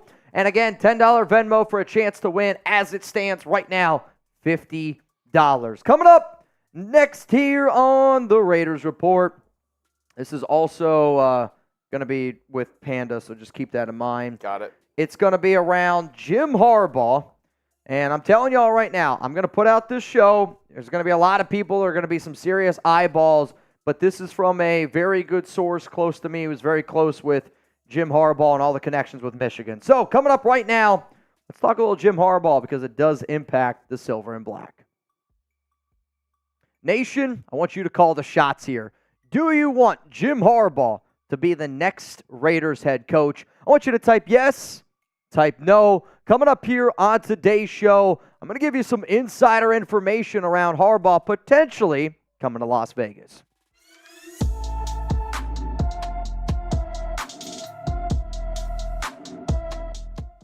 Raider Nation, what's going on? It's Mitchell Renz here, host of the Raiders Report. Coming up on today's show, the Las Vegas Raiders. Okay? There have been backdoor communications with Jim Harbaugh about him potentially coaching the Raiders in 2024. In fact, from what I've been told, there might even be a deal already on the table from Mark Davis. But hey, let's talk about that here in just a second. I got to give a shout out to today's sponsor, Panda Supps. And anybody that's watching this show live right now knows Panda Supps is always here trying to hook up the nation. And they have a deal that they have never done before. So what they have right now, and they want you to try out, is their Panda pre-workout. And they're literally calling it Panda pre-workout. Use code Raiders. Usually it's $54.99. But if you use code Raiders, you can get it at only $26. That link's going to be available to y'all down in the comments and down in the description of today's show. So the reason why we're talking about Harbaugh here is because I'm very well connected with somebody that's very close to Harbaugh. You could call him a Michigan insider, if you will. And the Raiders have made backdoor communications with Harbaugh, and a source tells me that Mark Davis will have a contract ready for Harbaugh after the college football playoffs. We know that Mark Davis and Harbaugh are good friends. We know that it's already been reported that Harbaugh is going to be one of the top candidates out there, and he's going to be one of the top candidates because he's a very well-respected head coach in the national football circles and college football circles, and Harbaugh got his start, essentially, with Al Davis. Davis loved Harbaugh, could not speak enough nice things about him, and we've talked about Harbaugh. Think about it. How many times here on this show? And I know some of you are like, Mitch, he's not going to leave Michigan. He's not going to be the coach of the Raiders. And here's what I would tell everybody. I said the exact same thing until I saw this part of the story here, because whether we like to think about it or not, the people that are involved in certain people's lives can make a huge impact on what they decide to do. So again, according to a source, Harbaugh's wife has actually been pushing him to go back to Las Vegas. And for those that do not know, Harbaugh met his wife in Las Vegas back in 2006 in a P.F. Chang's parking lot, and she was a real estate agent before she ended up marrying Harbaugh, which I kind of thought was funny because when I was talking about this story and somebody mentioned it to me, according to the person that told me the story, it was like, Jim was like, yo, who's that? I mean, imagine doing this in a P.F. Chang's parking lot. Yo, who's that? Yeah, give me her number. And now the rest is history. I know that Harbaugh is going to be a very well-coveted man in terms of whatever job he decides to get because he's a great mind.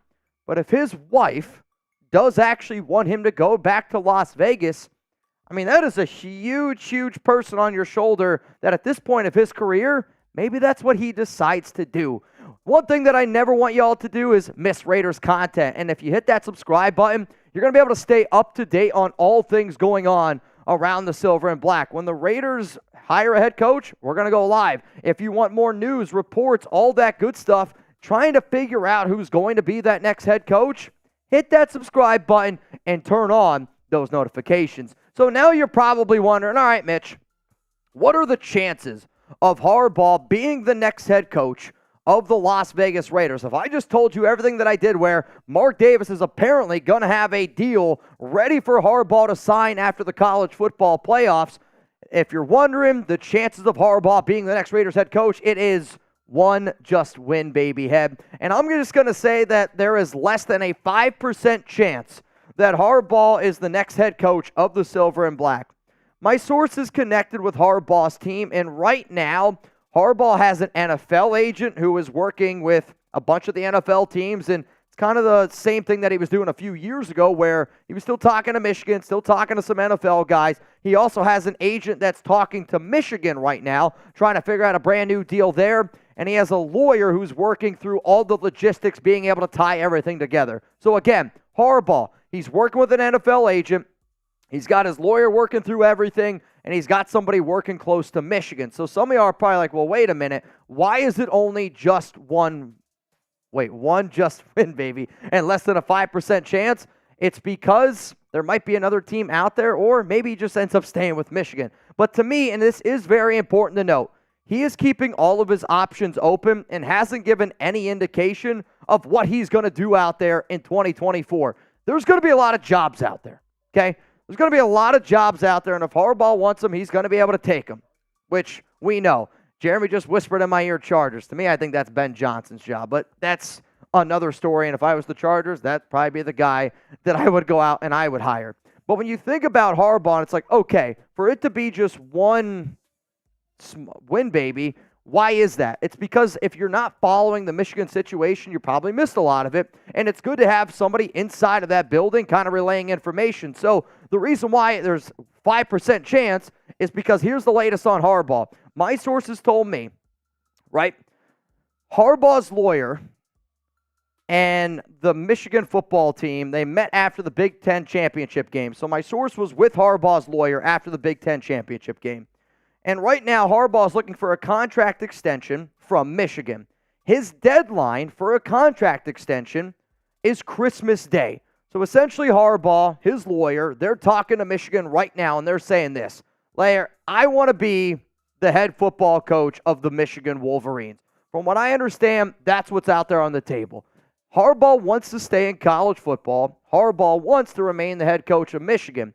However, though, if Michigan doesn't give him a brand new deal by Christmas Day, I don't think he's going to look at Michigan as the same exact way, right? So the belief is extension needs to happen before Christmas. And if Michigan doesn't give Jim that extension, then he won't think Michigan is all that serious about bringing him back the following season. If nothing happens by Christmas, Harbaugh won't negotiate during Michigan's football season. So when talking to my source about whether or not or what exactly Harbaugh is going to do, Harbaugh essentially is going about it like this. If you haven't followed Michigan football, it's been a roller coaster this season.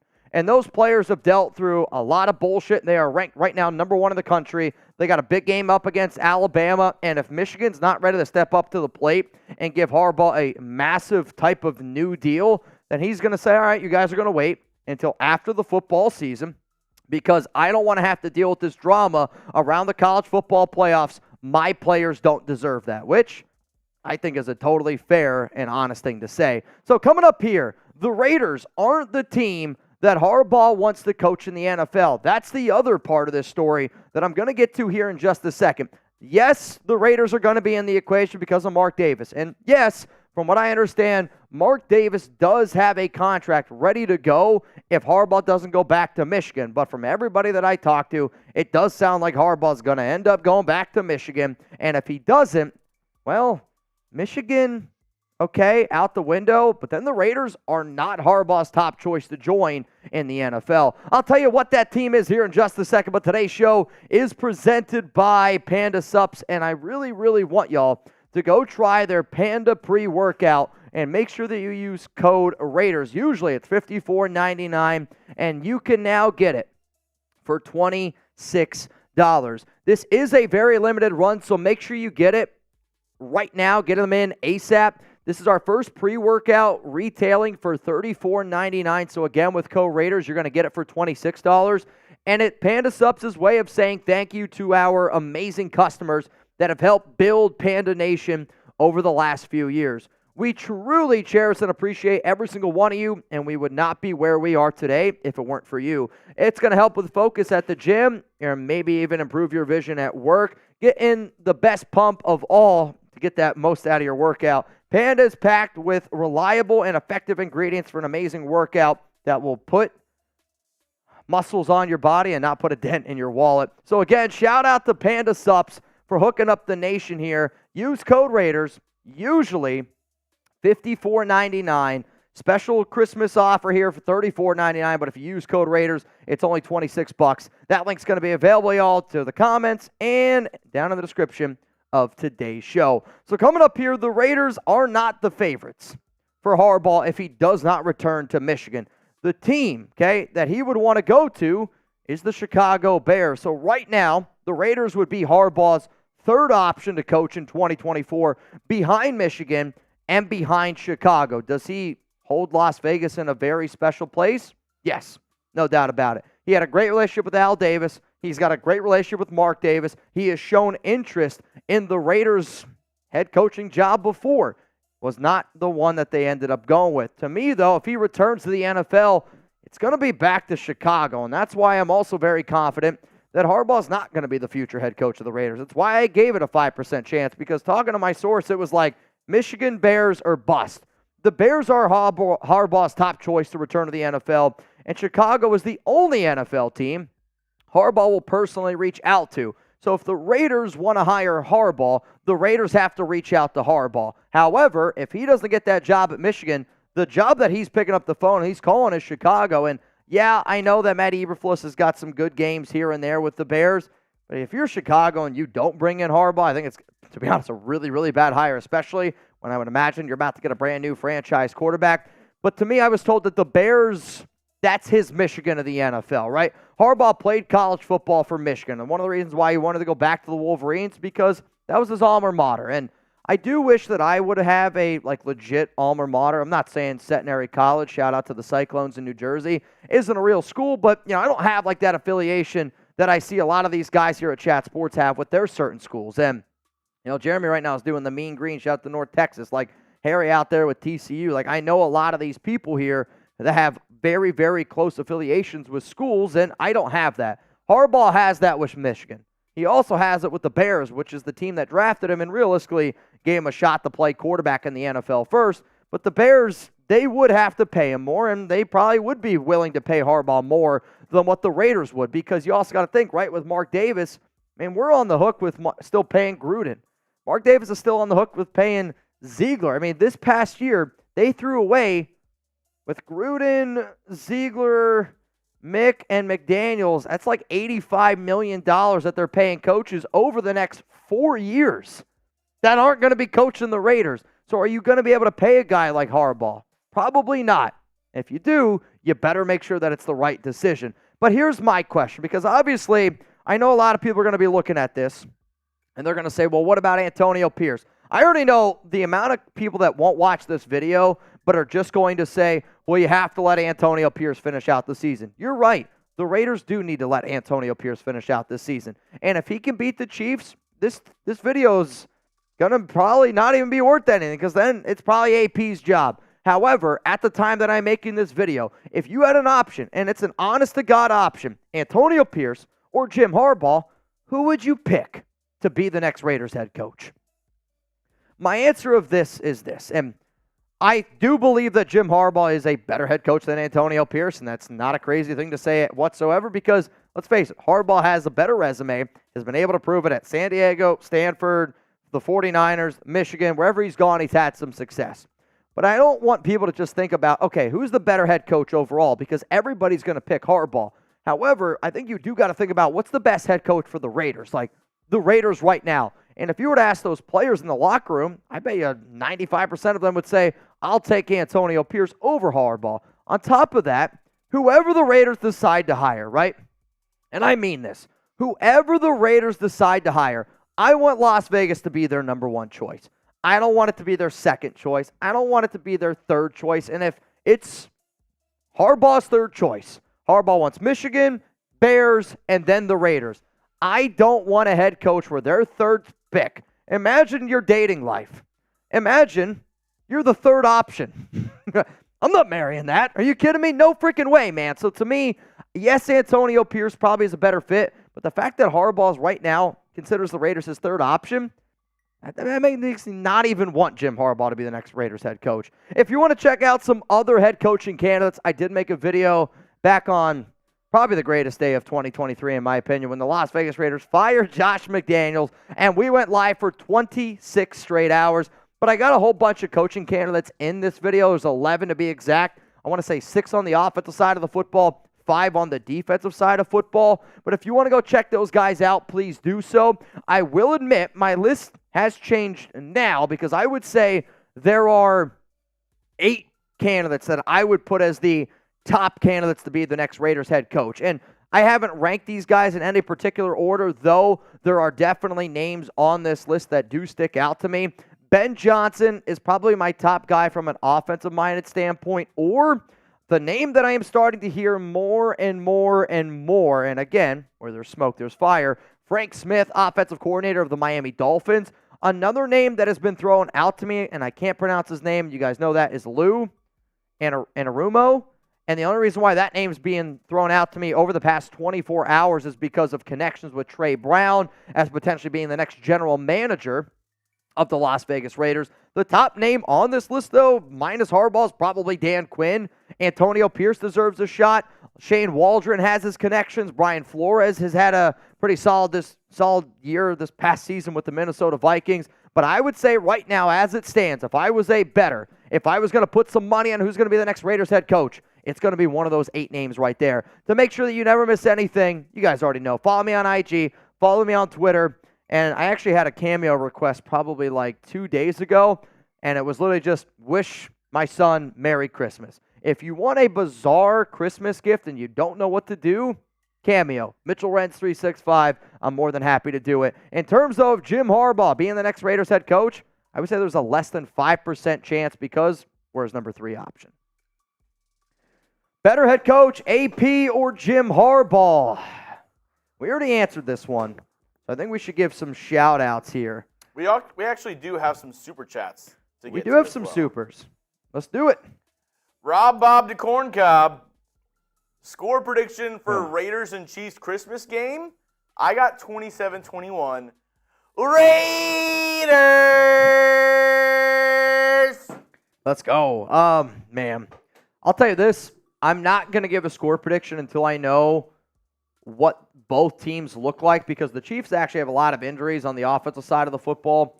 The Raiders, they don't have as many injuries, but I want to see what that offensive line looks like. The Chiefs will probably wear red.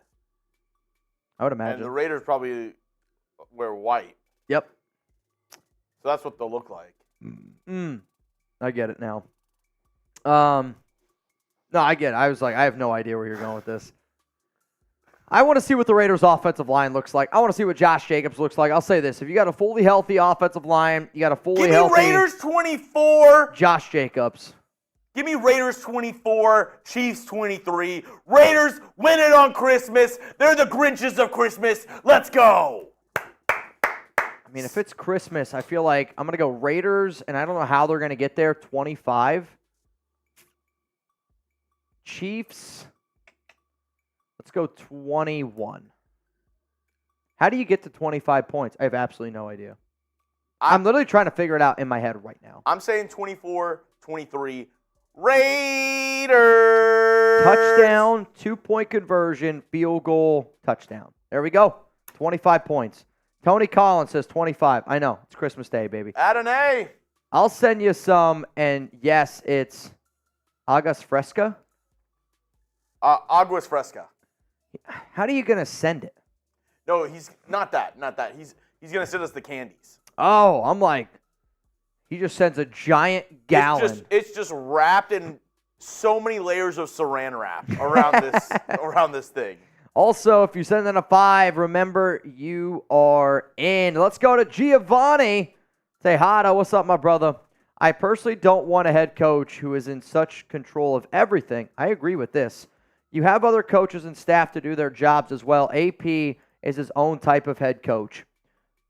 I'll tell you what, and this is something, again, that I don't think gets talked nearly enough about. And Giovanni, I was kind of talking about this maybe like 45 minutes ago, where I said I love a lot of the coaching staff that the Raiders have. Like, I like Carmen Brasillo. I like... you like him so much, why don't you just marry him? Rob Leonard. I like Edgar. I love this Raiders coaching staff, and what I don't want is a head coach to come in and do what McDaniels did, do what Gruden did, and just think that his shit didn't stink and try to do way, way too much. Like, you can't have that. I want somebody that's going to come in, be a good leader of men, and let other people do their jobs and understand that, hey, I want a bunch of opinions. Right? Like, Gruden was the type of coach where, hey, John, I don't think you should draft Cleveland Ferrell here at 4. John's like, I'm going to draft Cleveland Ferrell here at 4. Josh McDaniels. You know what, McDaniels, I don't think Jimmy Garoppolo is a good option at quarterback. I'm going to take Jimmy Garoppolo at quarterback, right? Like, I don't want another guy like that. That's not how you build a successful franchise. It's not how you build a successful business. It's not how you build a successful anything. Yep. Giovanni, you in, my man. You're so in. Jay says Harbaugh is a Niner. He was the coach of the Niners. I get that. He was the coach of the Niners. Josh McDaniels. Yep, I know, man. Eric Ferreira. Harbaugh teams are combined 186-71-1, including 44-19-1 in the NFL. Oh, he is a proven winner. I don't think anybody's going to say that he's not a proven winner. He's a proven winner at every level that he's ever. And not only is he a proven winner, he's turned bad teams into good teams. Like, I have all the graphics. You don't have to go look for them. But, like, San Diego, this might surprise you, was not a good football program. They're still not a good football program. Not the Chargers. Yeah, not the Chargers. Like, college football. He turned San Diego into a legit team. And he turned Stanford into a legit team. And the 49ers into a legit team. And now the Wolverines are what the Wolverines are. I mean, Harbaugh is a proven winner. Taino, what's up, my brother? Saw news that Mark Davis is looking to create a new position to be that football mind to the assistant GM and head coach. Who would that be? Again, this is kind of funny, and I always say it, man. I always say it. Where there's smoke, there's fire. And I was told last night that there are 2 clear-cut favorites to be the Raiders general manager, Trey Brown and also Champ Kelly. I mean, if Champ Kelly was already the assistant general manager And I would imagine for Trey Brown, that is a step up for where he is currently at, being the assistant GM. And that could be a very well-respected duo. You bring Trey Brown in, you have him work with Champ Kelly, you let Antonio Pierce do his thing, you keep Patrick Graham, and then you add a smart offensive coach.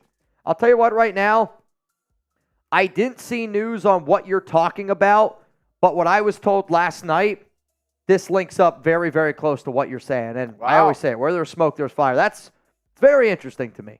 How you know what you're smoking? You don't have to say that. Darth, what's up, man?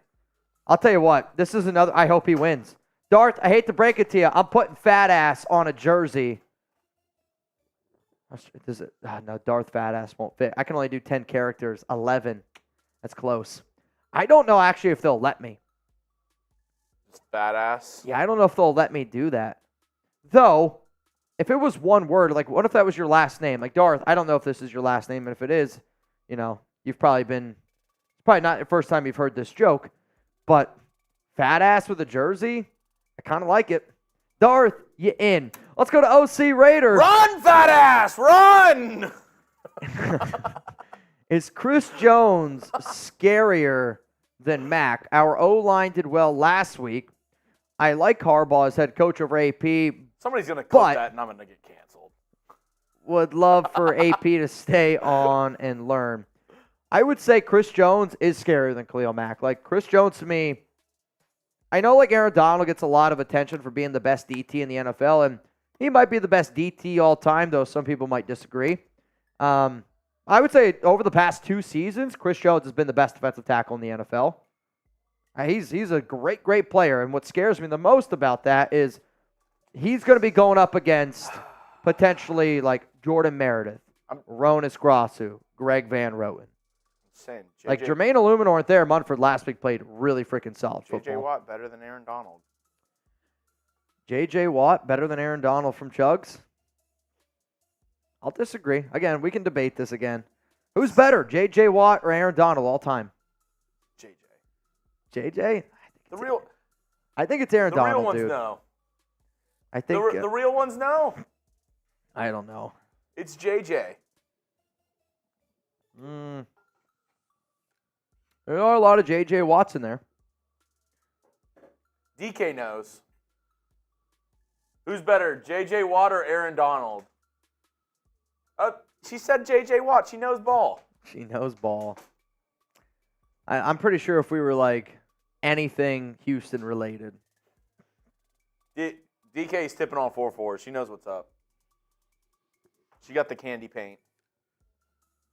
Ice cream, ice cream, ice cream. I'm not from Houston, so I'm not from Houston. I guess I'm not cool. Martin says, I don't know.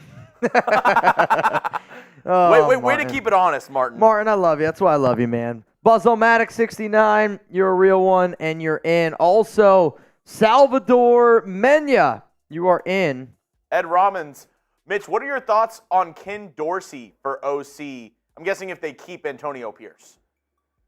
I've actually mentioned Ken Dorsey before, and some of y'all are going to be like, well, the Bills, they fired Ken Dorsey as offensive coordinator this year. Yes, they did. I also think that Dorsey was kind of made into a little bit of a scapegoat in that situation. Like, they were just playing bad. They didn't want to blame their head coach, so they just decided to fire the OC instead.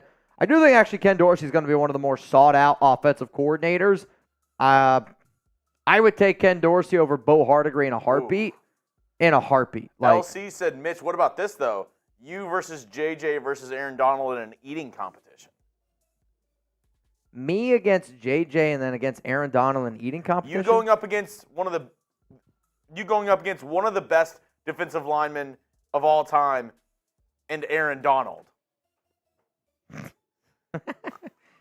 I'll say this. I'm going to bet on myself, right? Like, I beat Jonathan Hankins, big time Hank. Beat Jermaine and beat Colton. And you did. You beat Colton so bad. Jermaine's a big dude. Colton is, you stand next to those guys and you're like, it's like a different breed. All I got to say is the way Colton was taking them bones out of his mouth, it's not the first time he's done that. Those were some clean bones. I was talking meat on lips. What's funny, though, and I was literally thinking this like while I was eating, think about like when you order a chicken wing from like a restaurant, you want like a freaking fat ass wing, right? And you're like, all right, that's a big wing. Every wing in their hands looked like a wing that I'd order from like Domino's. You're like, what is this? I mean, their wings, their thumb was like a wing. I was like, my goodness. Ridiculous. If you're feeling lucky and you want a chance to win a Raiders Report jersey, I'm rocking my Raider Ron today. And today's jersey giveaway is courtesy of Raider Ron. $5 super chat. All I ask is you just submit a question as well. That way we have something to talk about. But you're going to be entered in for a chance to win it. And then we're going to do it at the very end of the show. Also, $10 Venmo at Mitchell Renz 365. Right now, $10, you would win $50,000. $55,000. $55,000. How about this? If you win $55,000, it's because Jeremy spun Gimmel and it comes out of his bank account.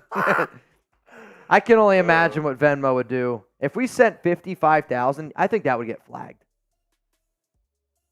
Yes. I think it would get flagged. I got, knock on wood, I got flagged like a few months ago, or about a month and a half ago, and I couldn't send money to the winner of the 50-50. He's getting investigated by the FBI. They're like, why is... You keep on sending Venmos that just say snowman and pogo race. Why is Nico Laz sending you $1,000 of quack quack? Nico's like, well, it's because he sent me $2,500. All right, y'all, coming up here on the show, we're going to get into 5 Raiders who deserve an extension before the end of the season. I'm not saying that they're going to get one before the end of the season. I'm not saying that, things can change. Like, let's be real here, right? If one of these players is just absolutely god-awful the final 3 games, I'm just simply saying if I had the opportunity right now to give a contract extension to these 5 players, I would do it because I want to make sure that they're on our roster next season. So let me get a top beats, $55K. Yeah, 10 to win $55K. I wish. Maybe one day. Maybe one day here on the Raiders Report, we'll finally get to that spot. We gotta like partner up with like one of these like billionaires like Bill Gates or Elon Musk or something. Or for like we were sponsored by like a bank. Capital One. Hey, Capital One, Discover, Chase.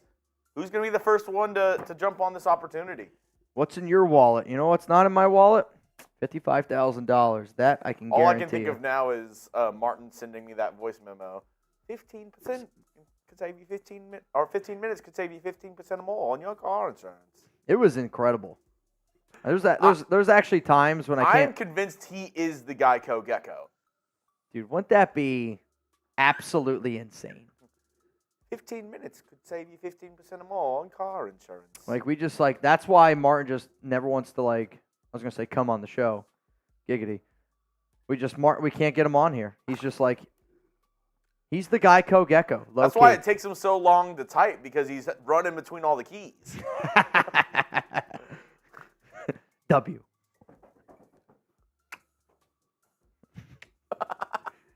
All that for yes. All that for yes. Can we stick it to one letter answers, Mitch? Why for yes and for no? That's what I'm working with. I mean, I feel that H key then on his keyboard, Y for yes and for no, is getting worked. That's all Martin does. He just stands on the H. Sin said he invested in Tesla in 2010. That was his best decision he ever made. Wow. Sin. I saw this question. Would you rather... I'm listening. Would you rather get $500,000 and go back to whenever you were 10? Okay. Or get $5 billion, but you jump to 55? Oh, boy. I would go back to 10, $500,000. I mean, if you told 10-year-old Mitch with $500,000 in his pocket to make it sounds dumb maybe, but that's what I would go back to. I would think about what could I do? 10 years old Mitch, telling you right now, I would review toys. I would become that toy review kid. He makes $40 million a month reviewing toys. He makes what? $40 million a month. No, he does not. Yes, he does. $40 million? The kid who reviews toys. His YouTube channel makes $40 million a month reviewing toys. I'm not kidding you. Look it up. It's insane. Now, his parents probably make that money, but yeah, dude, I'm going back to 10, 500K. But the thing is, if you go back to 10, it's not like you don't know what's going to happen. Like, you don't go back to 10 and then, like, you're like, oh, yeah, I'm going to invest it all into Tesla and Google. I'm saying, like, you get the 500K, but you don't know, like, you're not going to be able to be like, oh, I bet you $500,000 that the Nuggets are going to win the 2023 NBA champion or finals. No, I mean, I get, like, anything can happen differently, sports, but I do know that technology is going to happen, and I know YouTube was around in 2010, and if I took my skills that I know now from YouTube and used them in 2010, who knows? Maybe I could be making $40 million a year. I think that's what I would do. Though $5 billion at 55, but man, you miss out. Like, I'd miss out on 25 great years of life. And I feel like from 30 to 55, maybe I'm wrong in this. I think those are like your best years of your life. Don't get me wrong. Like, being in college is fun, but I'll take like being 30 right now over being in college any day of the week. Any day of the week. Though there's some of y'all probably think I'm still in college, which I definitely feel that. Invest in Bitcoin, 10-year-old wins. There you go. Dogecoin to the moon. All right. Coming up here on the show, we're going to get into some players that deserve a contract extension. But before, I see a few people are in. Fat Bearded Dad, you in. Joseph Cruz, you in.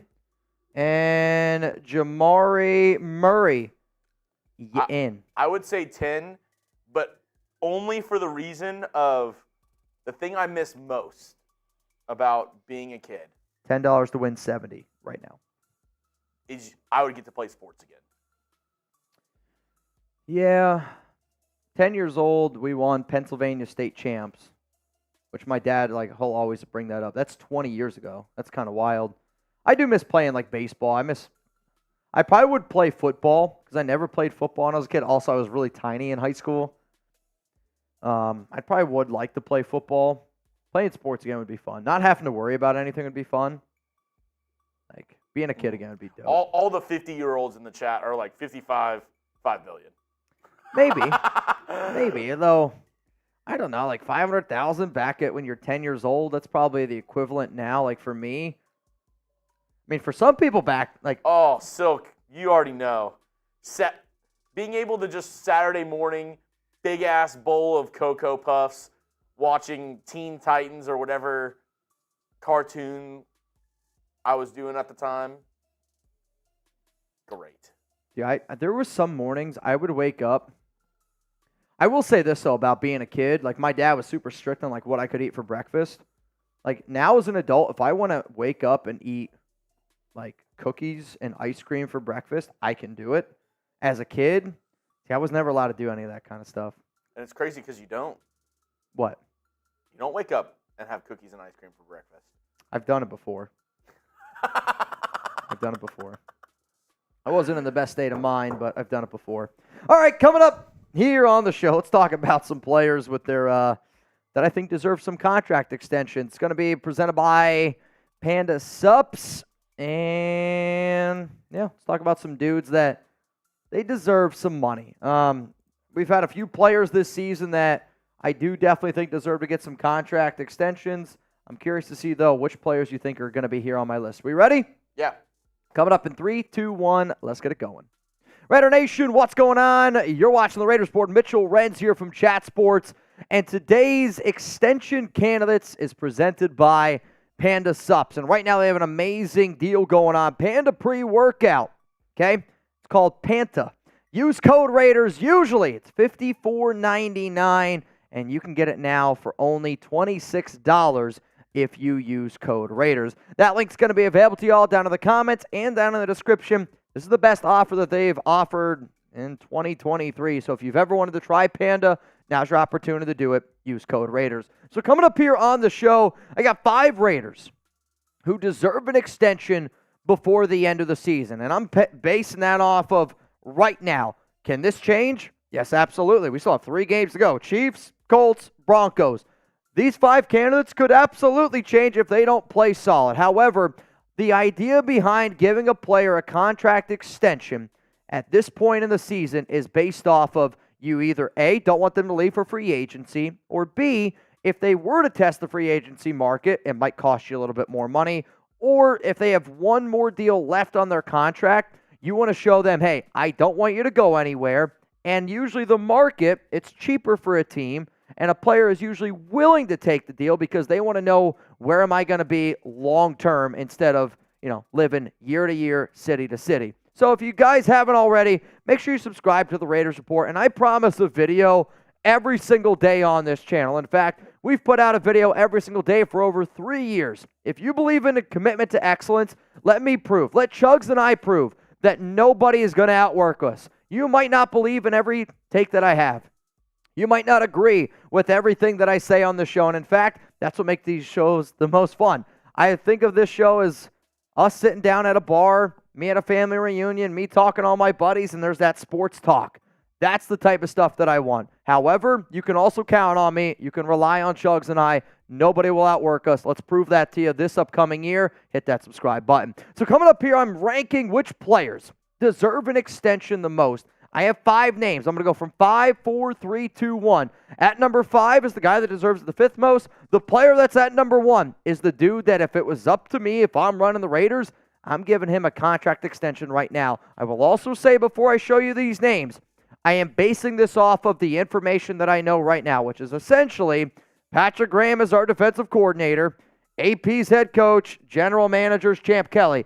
If all that changes, then honestly, a lot of this might change as well. Let's go to number 5 here on the list for the Silver and Black. Cornerback Amik Robertson. He's going to be a free agent this upcoming offseason in 2024. And one of the reasons why I love Amik is because this guy, man, he's a dog. And in my opinion, if you're going to build a team, you need to find as many dogs as humanly possible. And he's playing an important role for this secondary this year. I mean, they moved on from Marcus Peters for a reason. Why? They had confidence in Amik. And yes, he's an undersized outside corner, but he does have the ability to play outside, inside. And think about it. This offseason, think about how many videos I made. Think about how many reports were out there where it was like, Amik is not going to make the 53-man roster.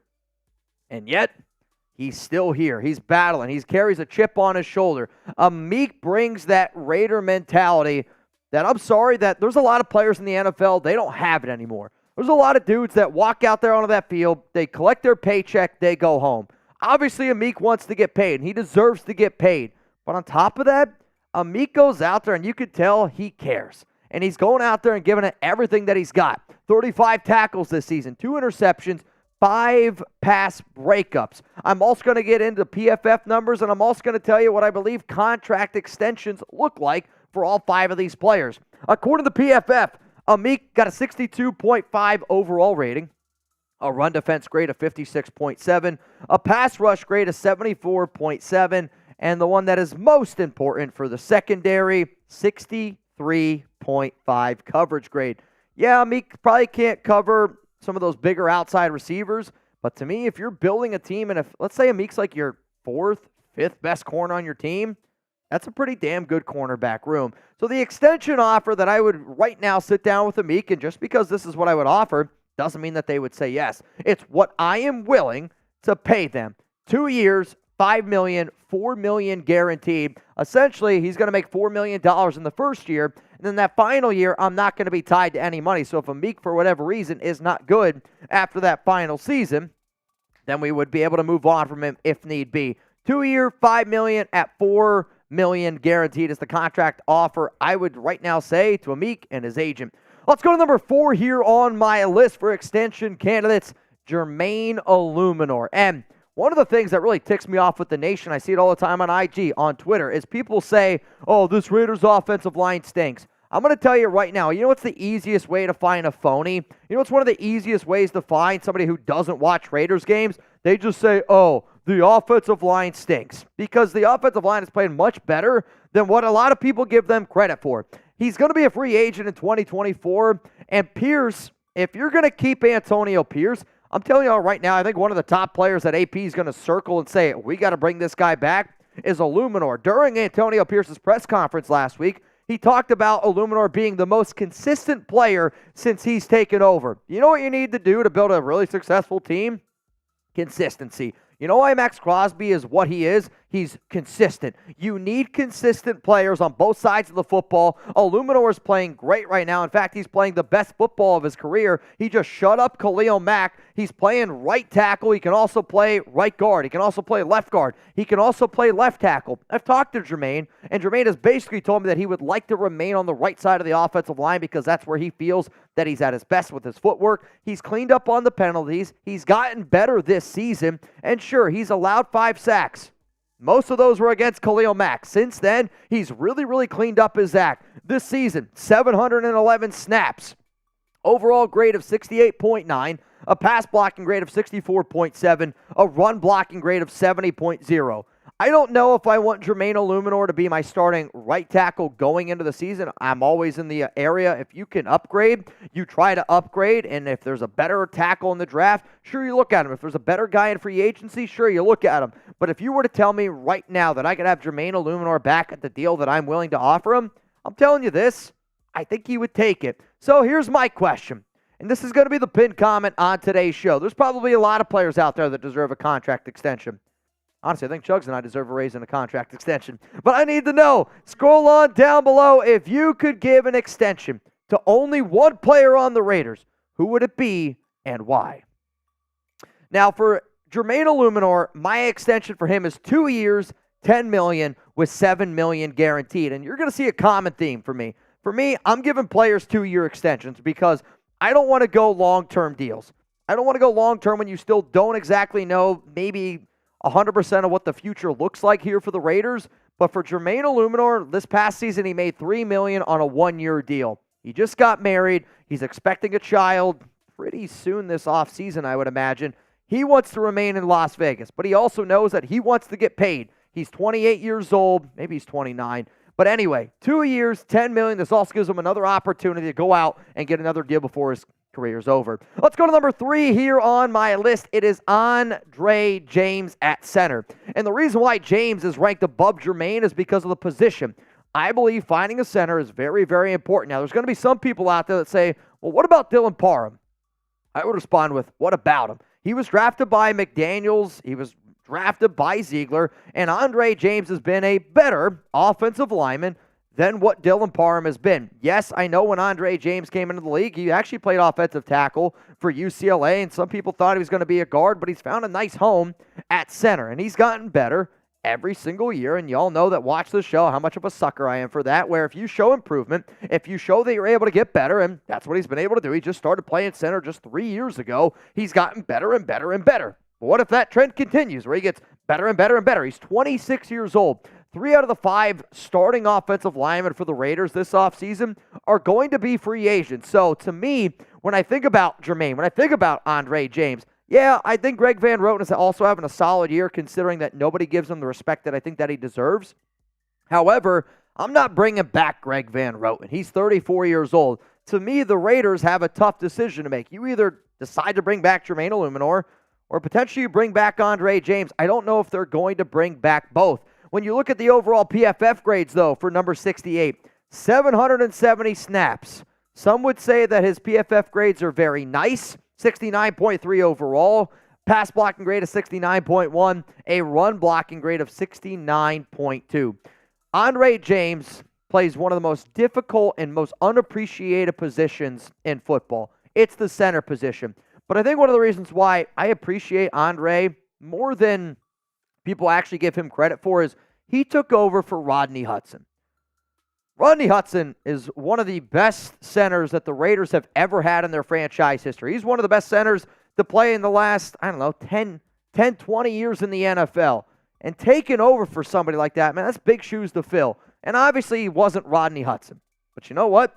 He got better and better and better every single year. He's a leader in that team. The fans love him. He's a good dude. Andre James comes in here at number 3. I'll tell you my top 2 players that the Raiders should extend right now. But I got to tell you about our awesome sponsor here, Panda Supps. And if anybody ever believes in going out and supporting the nation, hey man, Panda Supps is owned by a diehard Raider fan. They've been a sponsor on this show for over 2 years because he wants to continue to hook up the nation, and he wants the nation to live a happier and healthier lifestyle. So the deal that we got going on right now, it's called Panda Pre-Workout, and it's a limited time offer here from Panda Supps. If you use code Raiders, usually it's $54.99. You can get it now for $26. So it's going to show up as $34.99 on the website.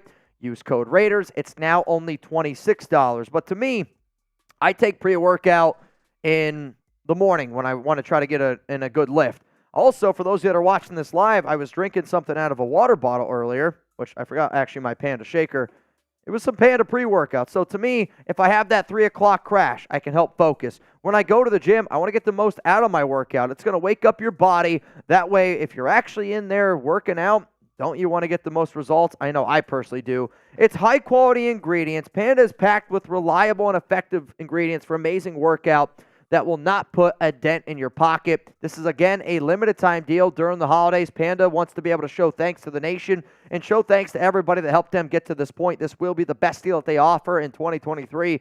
Take advantage of it right now. That link's going to be available to y'all down in the comments and down in the description of today's show. Let's go to number 2 here on my list, Malcolm Koonce, the defensive end for the Las Vegas Raiders. And a lot of the things that I said about Amik Robertson, they stand true with Malcolm. I mean, nobody thought, I shouldn't say nobody, a lot of people thought that Malcolm was going to get cut this offseason. And it's not because the nation didn't think he was a good player. I tweeted out, actually, at Mitchell Renz 365, that if the Raiders were to listen to the nation more often, you wouldn't deal with all this stuff with Malcolm. I mean, Koonce never really had an opportunity. It's because he's had to deal with all these different defensive schemes. He finally gets to play in a scheme in back-to-back years, finally gets an opportunity, and guess what? He's making the most out of it. Now, he's not going to be a free agent in 2024, but you know what? I want to lock up Malcolm Koonce right now for the long term because I think if you let him sit around, his paycheck is just going to go up and up and up, and he finally is having a career year. He's finally shown that he can be a good edge rusher, and if I'm looking at this Raiders defense right now, Max Crosby, Tyree Wilson, Malcolm Koonce, you go out and you find one more piece there to that defensive line. You let Malcolm be that outside linebacker, stand-up defensive end that we've been telling Raiders people that make decisions to do for a long time. He's got 4 sacks. He's having a hell of a year with pressures. He's getting after the quarterback in 364 snaps. An overall PFF grade of 79.8, a run defense grade of 60.0, a pass rush grade of 81.5. It is amazing to me how much better, how much better Malcolm Koonce has gotten this season. And I definitely think that he deserves his flowers because he has gotten a lot better. And that's why he's number 2 here on my list. So my extension offer to Malcolm Koonce is 2 years, $15 million, with $12 million guaranteed. And did we show Andre James' contract extension projection?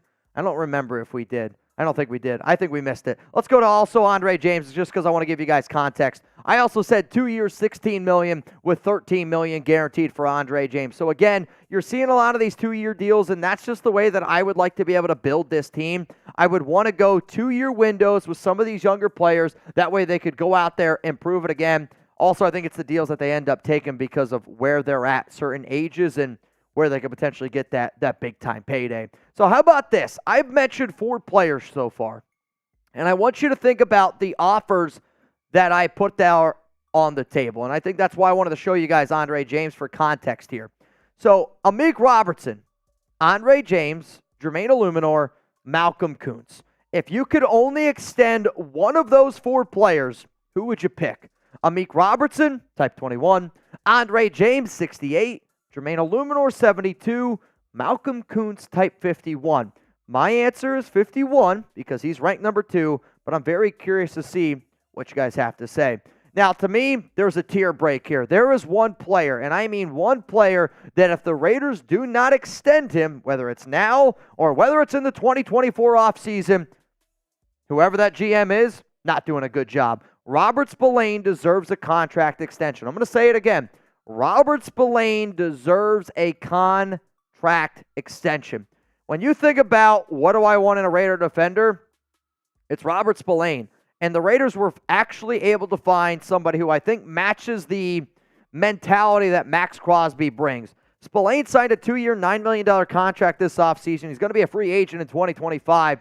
He's a team captain for a reason in his very first year. He brings that Max Crosby mentality. Any player that breaks their hand and then gets that hand sewn up, gets back out there onto the field, has another surgery, and then still is able to play, doesn't miss any time, that's a Raider mentality to me. Spillane is the best Raiders linebacker that this team has had in a very long time. He's been good against the run. He's been able to get after the quarterback. He's been able to drop back into coverage. In fact, he's one of the best graded coverage linebackers in the NFL right now. Like, to me, Robert Spillane is the best free agency pickup that this team has had in a really, really long time. And the fact that he's 27 years old, I want to tie him and Max Crosby together. So if you give him the extension that you'll see here in just a second, you tie up Spillane, you tie up Max Crosby, both at 27 years old, and you're building your defense around two dudes who are leaders. When you look at his PFF grades, an overall grade of 75.7, a run defense grade of 85.9, a pass rush grade of 90.1, the coverage grade of 57.2. So for me, the extension offer that I am giving Robert Spillane is 3 years, $21 million, with $14 million guaranteed. I'm not a believer that you spend way too much at the linebacker position, and I don't think that the Raiders should. And honestly, when you look at this deal here, that puts Spillane up there as a top 12 highest paid linebacker in the NFL, which maybe is a little bit high now, but he's played like a top 12 linebacker.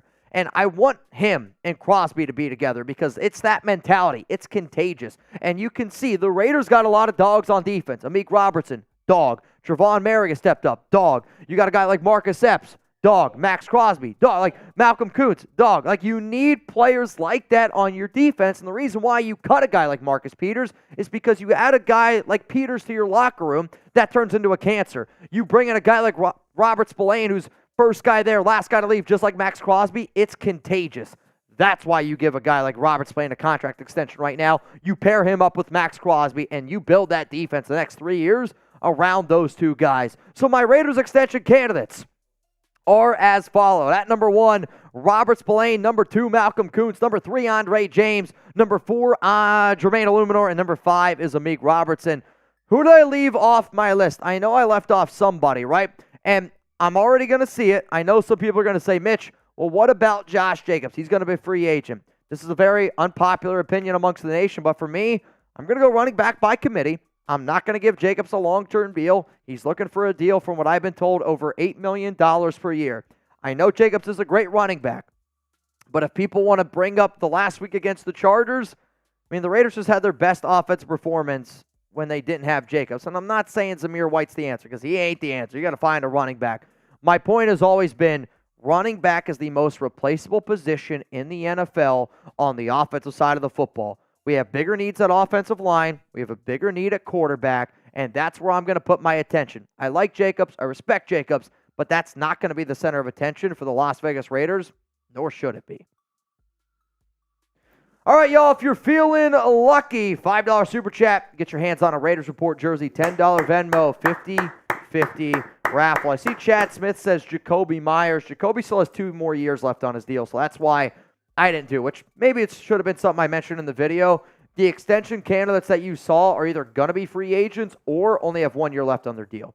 So if you're feeling lucky, $5 Super Chat for a chance to win a Raiders Report jersey, courtesy of legend Raider Ron. And then if you're feeling even more lucky, $10 Venmo for a chance to win some money, 50-50 raffle. Let's go to Stan. You in. The phrase tush push got copyrighted. You can't use it. I mean, we can say it. I'll say we can say it. I just can't sell tush push T-shirts. T-shirts. Correct. Now I wonder, is it tush push or the tush push? What's a way that we could? How could we spin it? Because I was gonna say, got milk is copyrighted, but I wonder if could you sell a T-shirt that says, "Do you got milk?" Have milk? I wonder if it's got milk with a question mark. Like, I wonder if you could do got milk, no question mark. Like, you're saying, like, I got milk. You probably could. I don't know, man. I don't know how that stuff goes. Rebel says, Mitch to 4 years, $70K. Damn. 4 years, $70K, Rebel. That's what you think of me. Wow, that's rough. I don't think there's a single city in the U.S. I could live in. Martin, You could be make room in your basement. You could be Buddy Bear's neighbor. There's no way there's any place in America that you could live on a 4-year, $70,000 contract. Or is he saying $70,000 a year? Ah, man, I don't know. I just see 4 years, $70K, and Rebel, you're making me nervous. John Borelli, why hasn't Jimmy been left at the Bunny Ranch? I don't know either, dude. I would just leave him there, let him do his thing, and then go. Hey, we'll see. T. Wood says, trade Mitch for Justin Fields. If that's all it took was to get rid of me and y'all get Justin Fields. Mitch, how about this? Ed Robbins, send me your best Mitch contract extensions. Ed Robbins said, Mitch, 4-year, $150K, $70K guaranteed. I'm not taking that deal. 4-year, I mean, where am I living? For less than $40,000. In a van down by the river. I can have your couch? No, like you can't sleep on his couch. He'll just give you his couch, and then you can go somewhere with it. Oh, I got you. Marshall was kind enough to lend me his couch. Send me your best Mitch extension ideas. Though I'm a little bit worried what Marsh has done with that couch. I don't know if you guys have watched Blue Mountain State, but Marsh gives me couch vibes. Oh, yeah. Marsh gives me big couch vibes. There is a hole in the couch. Also, Patrick B. How about this? You in? Twice this time. Patrick, I got it this time. Mitch, 4 years, $250K, $100K guaranteed. Scott Ecker, you're in. I wonder, for this Raiders report, the guaranteed, does that mean that you can earn more with more incentives, or what does that mean? To be honest, I have no idea. Darius says 4 years, $350K. So that's about, I mean, honestly, I feel like if I keep saying no, the numbers are just going to keep going up. So Luis says 4 years, $450K, $150 guaranteed. Ooh, Luis is driving a tough bargain right now. Giovanni, Mitch, 10 years, a couple bucks every other day. Oh, man. Giovanni, you in. All right. You in. We're going to do the race here in just a second as soon as I go pee. Edgar Sosa, $10 million guaranteed, but you leave the Raiders report forever. Do I get to make another Raiders show? Because I mean, this is honestly, like, people have asked me before, like, what would you do if you didn't do, like, if you weren't a YouTuber? I would drive myself nuts. Like, I'm a worker. Like, I like to be always, like, doing something. Like, I have to do something. Don't get me wrong. Like, I enjoy my off days. I enjoy that. But there's also times where I'm off and I'm like, shit, I got to make a video right now. I don't know. Like, I'd still try to work or do something. Somebody said ESPN. Here's the thing. ESPN would have to throw me a boatload of money to even do something like that. Like, I love what we have here. I wouldn't fit on ESPN. Like, let's be real. If ESPN hired Chat Sports to do exactly what we do, like, I was watching the Manning cast yesterday, and I'm not going to lie, I watched the Manning cast. I thought it was super boring. I think, like, the first, like, 2 or 3 times they did it, it was fun to watch. But I thought the Manning cast was super boring. And then I thought to myself, I'm like, well, that's literally what Chugs and I do for Thursday Night Football, where we just bullshit around. We don't do anything. I'll tell you right now, Chugs and I are more entertaining than the Manning cast. You guys can disagree, but I think it's pretty interesting. Mitch would work for Wasted.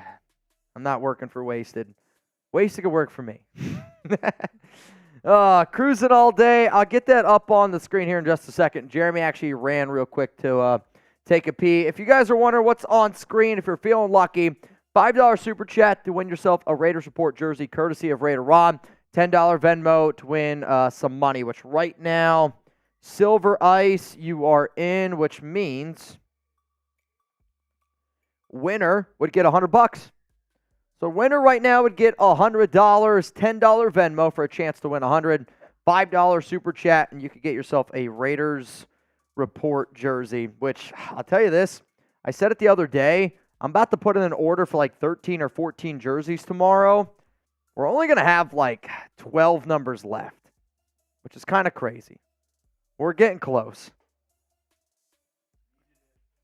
Yeah? Had to take a leak.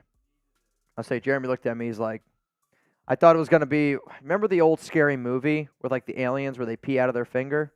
Have you ever seen that one or no? Oh, you knew it exactly.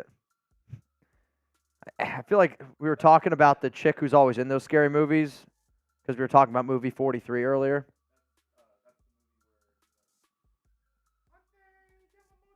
Oh, yeah. Tsushimi, Toyota. Oh, shit, man. That's funny. All right. Which one are we going to do first? Cruising all day. MNA. This new job of mine got me busy. What's up, nation? Happy holidays and hope y'all are doing well. Playoff bound. I'm in. Oh, you're in cruising all day.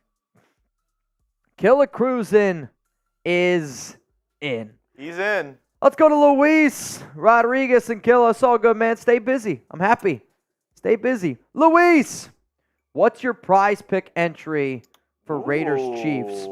So, Luis, here's the thing. I am waiting this week because usually, and this is me being transparent, the picks that I sometimes have to make on a show for like the sponsorship, I do like on a Tuesday, right? And so much stuff changes. This week, you're not getting my Raiders picks until game day because I feel like all the times I'll put in a pick on Tuesday and then everything changes or this player's hurt, this guy's not playing. I'll give you my prize picks for Monday's game, probably on Monday. Yeah. Because this week, due to the holidays, I'm actually off Friday, Saturday, Sunday. You guys will still get a video every single day. Beginning to look a lot like Pixmas. Pixmas. But, yeah, you guys will get my picks on Monday. Jeremy's working on Sunday if you guys want to hang out with Chugs. Because Jeremy looks at me today and goes, believe it or not, I don't celebrate Christmas. So Jeremy's actually working on Sunday, but he's doing a Texan show. We actually just saw a Michigan insider walk by the studio. Oh, Should we ask him about Harbaugh? No. I'm trying to get out of here. H&F, Jared Goff or Pat Mahomes for fantasy. So what? Lions play the Vikings. Pat Mahomes against the Raiders. I mean, I think what you're saying is your mind's telling you Mahomes, but your heart's telling you Goff. Here's the unfortunate answer to that. You drafted Mahomes that high, and Mahomes has had some success against the Raiders. Though the defense is playing well, I'll say this. If you believe that fantasy football should be fun and like you're going to take more enjoyment watching the game for 3 hours, because what I don't want you to do is root against the Raiders. Like, I won't play guys that go up against the Raiders because I don't want to sit up here on this show and be like, it's Raiders all day. All right, Jeremy, I say... Which one do you want to do first? I say let's do the jersey. Okay. Luis Rod, you in. All right now, the 50-50 raffle, you would win $105. So what Jeremy's going to do now is he's going to take every $5 super chat that we got. All of them. And he's going to put y'all's names in for a chance to win a Raiders Report jersey courtesy of Raider Ron. Eric M. just sent one in. I would try and sign all of those guys, but Jermaine can't be a right tackle. Would be moved to inside left guard or right guard. I mean, Eric, I don't see why Jermaine can't. He's been a good right tackle. I mean, I'd say over the past 3 weeks, Jermaine's been one of the better right tackles in, like, football. I mean, he just whooped Khalil Mack. He did a great job against the Neil Hunter and the Minnesota Vikings. I mean, Jermaine's going to play right tackle. He's not going to play left guard, not going to play right guard. Now, you might have him if you need to put him in a spot like in a pinch, but wherever Jermaine signs this offseason, it's going to be to play right tackle. And if I'm Jermaine's agent, I'm only going to play right tackle. I think putting him at left guard and right guard after the season that he's especially having down the stretch right now, would actually be pretty foolish. He's been really good at right tackle. Like, I don't know. That's why I'm kind of mind blown by people not understanding how good Jermaine has been at right tackle over the past few weeks. He's been good. That's the one I was just answering. Eric M. Yeah, great T-shirt. Great T-shirt. Okay, so Jeremy, I'm curious to see. Oh, dude, the alpine skiing. This is legit. Oh, nope. Now you got to rewind it. Jeremy accidentally hit start, and right now, oh, never mind. Okay, this is everybody that has sent in a $5 super chat on today's show. Let's just double check. Eric M., Luis Rodriguez, Carusin. Wait, really? Oh, wow. That's actually crazy. Darth, I don't know if you see your name. Stan. You got Stan Silk in there? Oh, since you shuffled them, it's harder to see. OC Raider, Darth with the... Darth, you're... Okay, this is better. Queen Sarah Otto, Rebel Montana, David Silva, Eric Ferreira, Adam Martinez, Pie Guy, Highlight Hendo. I don't see Highlight Hendo. Let's get... Oh, actually, no. Highlight was a 2. That's on me. Josh Choppa. I underestimated you, Chugs. LC Raider, Tuna, Nico Laz. Is Nico in there? Nico sent in a 5 after Brandon Jasper. Yep, so Nico Laz. And then Adane Ventura, he's in there. I got Rob Bob in. Giovanni Tejada. Darth Fatass. OC Raider. Stan Silk 67. Killa Luis. Eric M. Okay, we're all in. Now he's saying Monica or Silver Ice.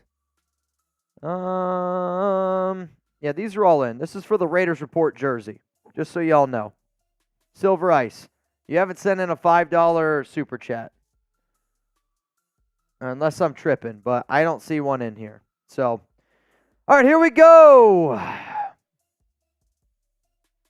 Starting in 3, 2, 1. Let's get it going. Winner gets a Raiders Report jersey, like you see right here from Raider Ron himself, David Silva, Luis Rodriguez, out to a lead as it stands right now. Come on, Pie Guy. Giovanni Tejada, Rebel Montana, down there in the back. Stan Silk, 77, 76. Interesting spot. Eric M. up there at the top. Queen Sarah Otto. Watch out for Rob Bob. 33 seconds to go.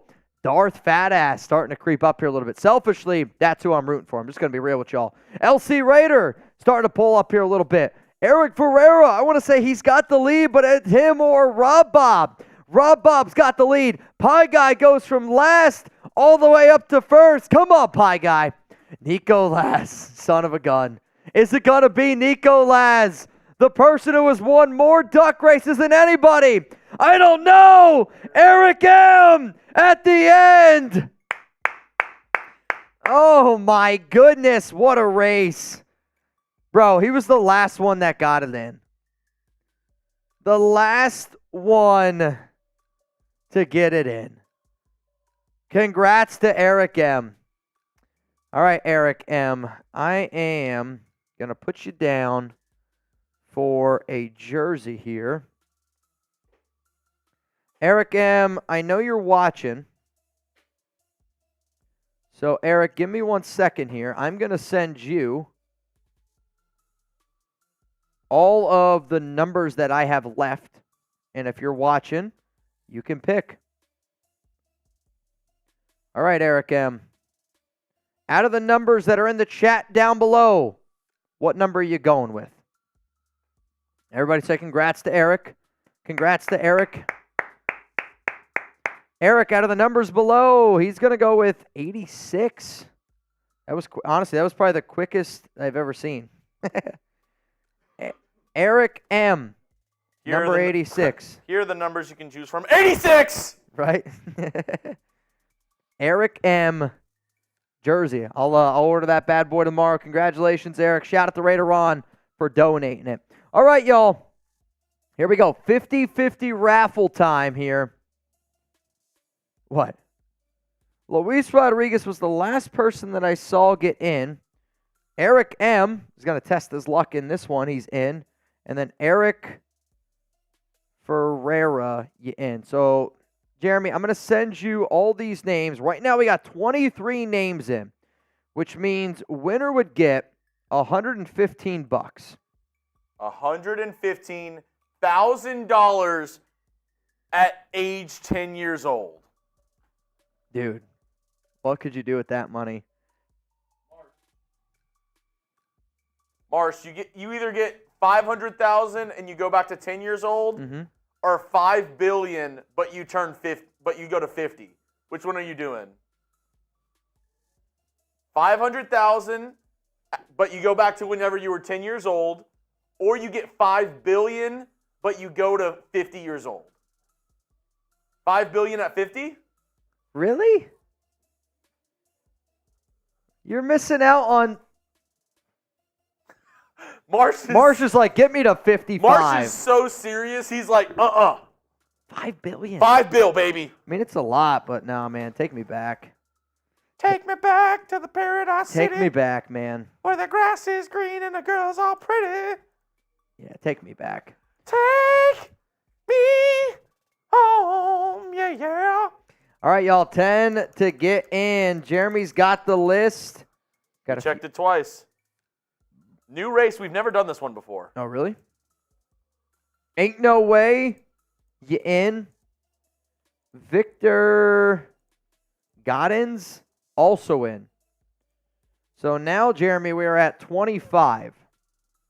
Winner gets $125. Winner gets $125. Oh, wait a minute here. Can you give Killa 2 spots? I'm sending them to TV. Ain't no way, Victor, Killa, and Killa.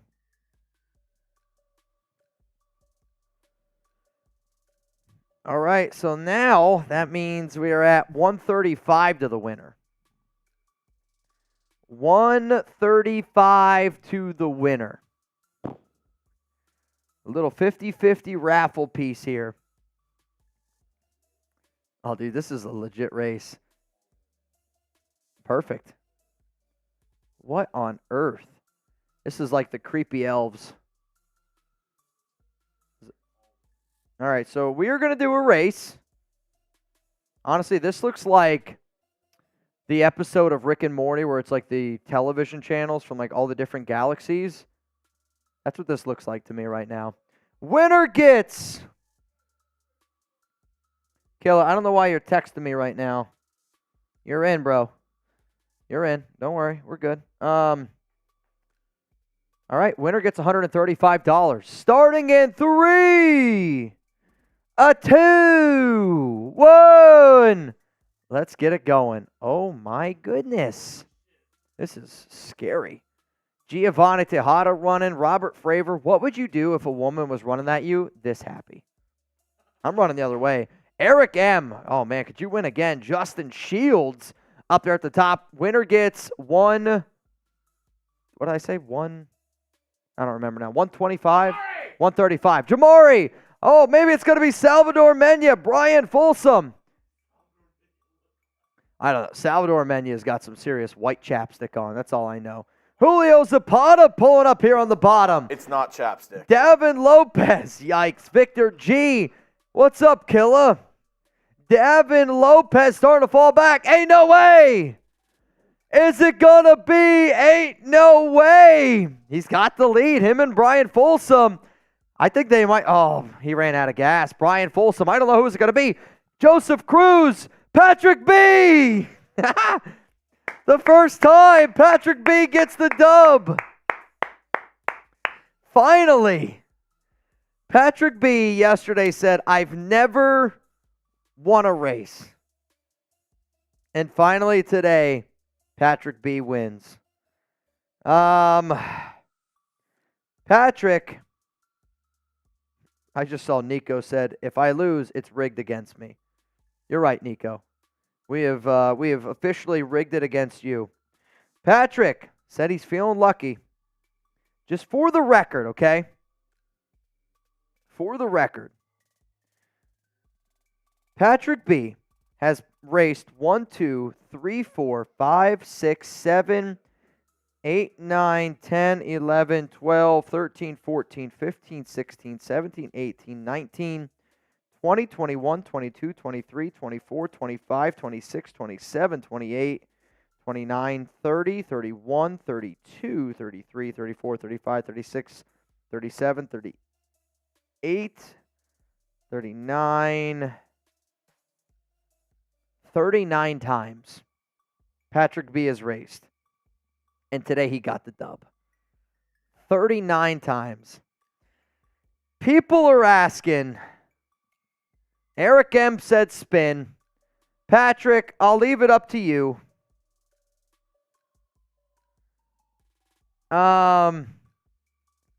If you want to. Also, Adriano, I just saw you sent me $10. You're a little late, so I'm going to send it back. Thanks for trying. Patrick, I think after winning for the first time, you take it. What do you think?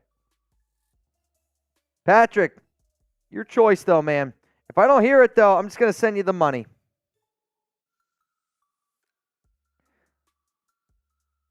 All right, Patrick.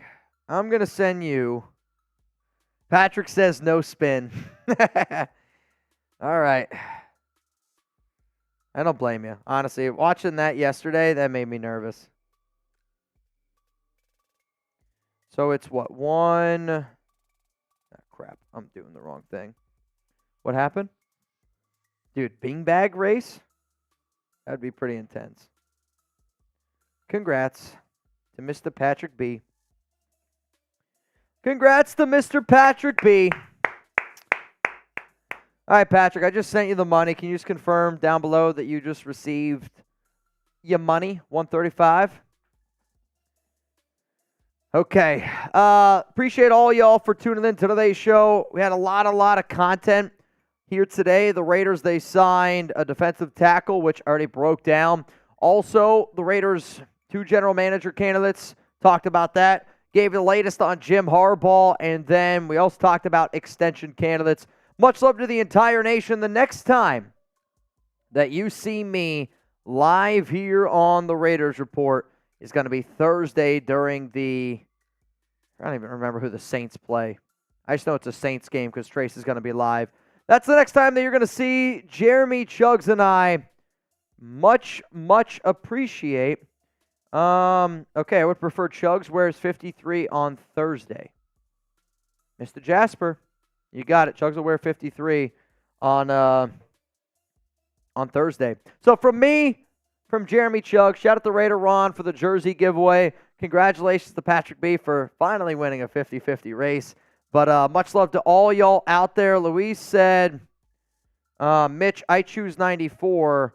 Ron Raspberry gifted me the jersey. That's actually perfect for me. That way I can write this down real quick here. Eric, Nico, a horse, tuba. Man, which one was that? So that was Ron Raspberry, right?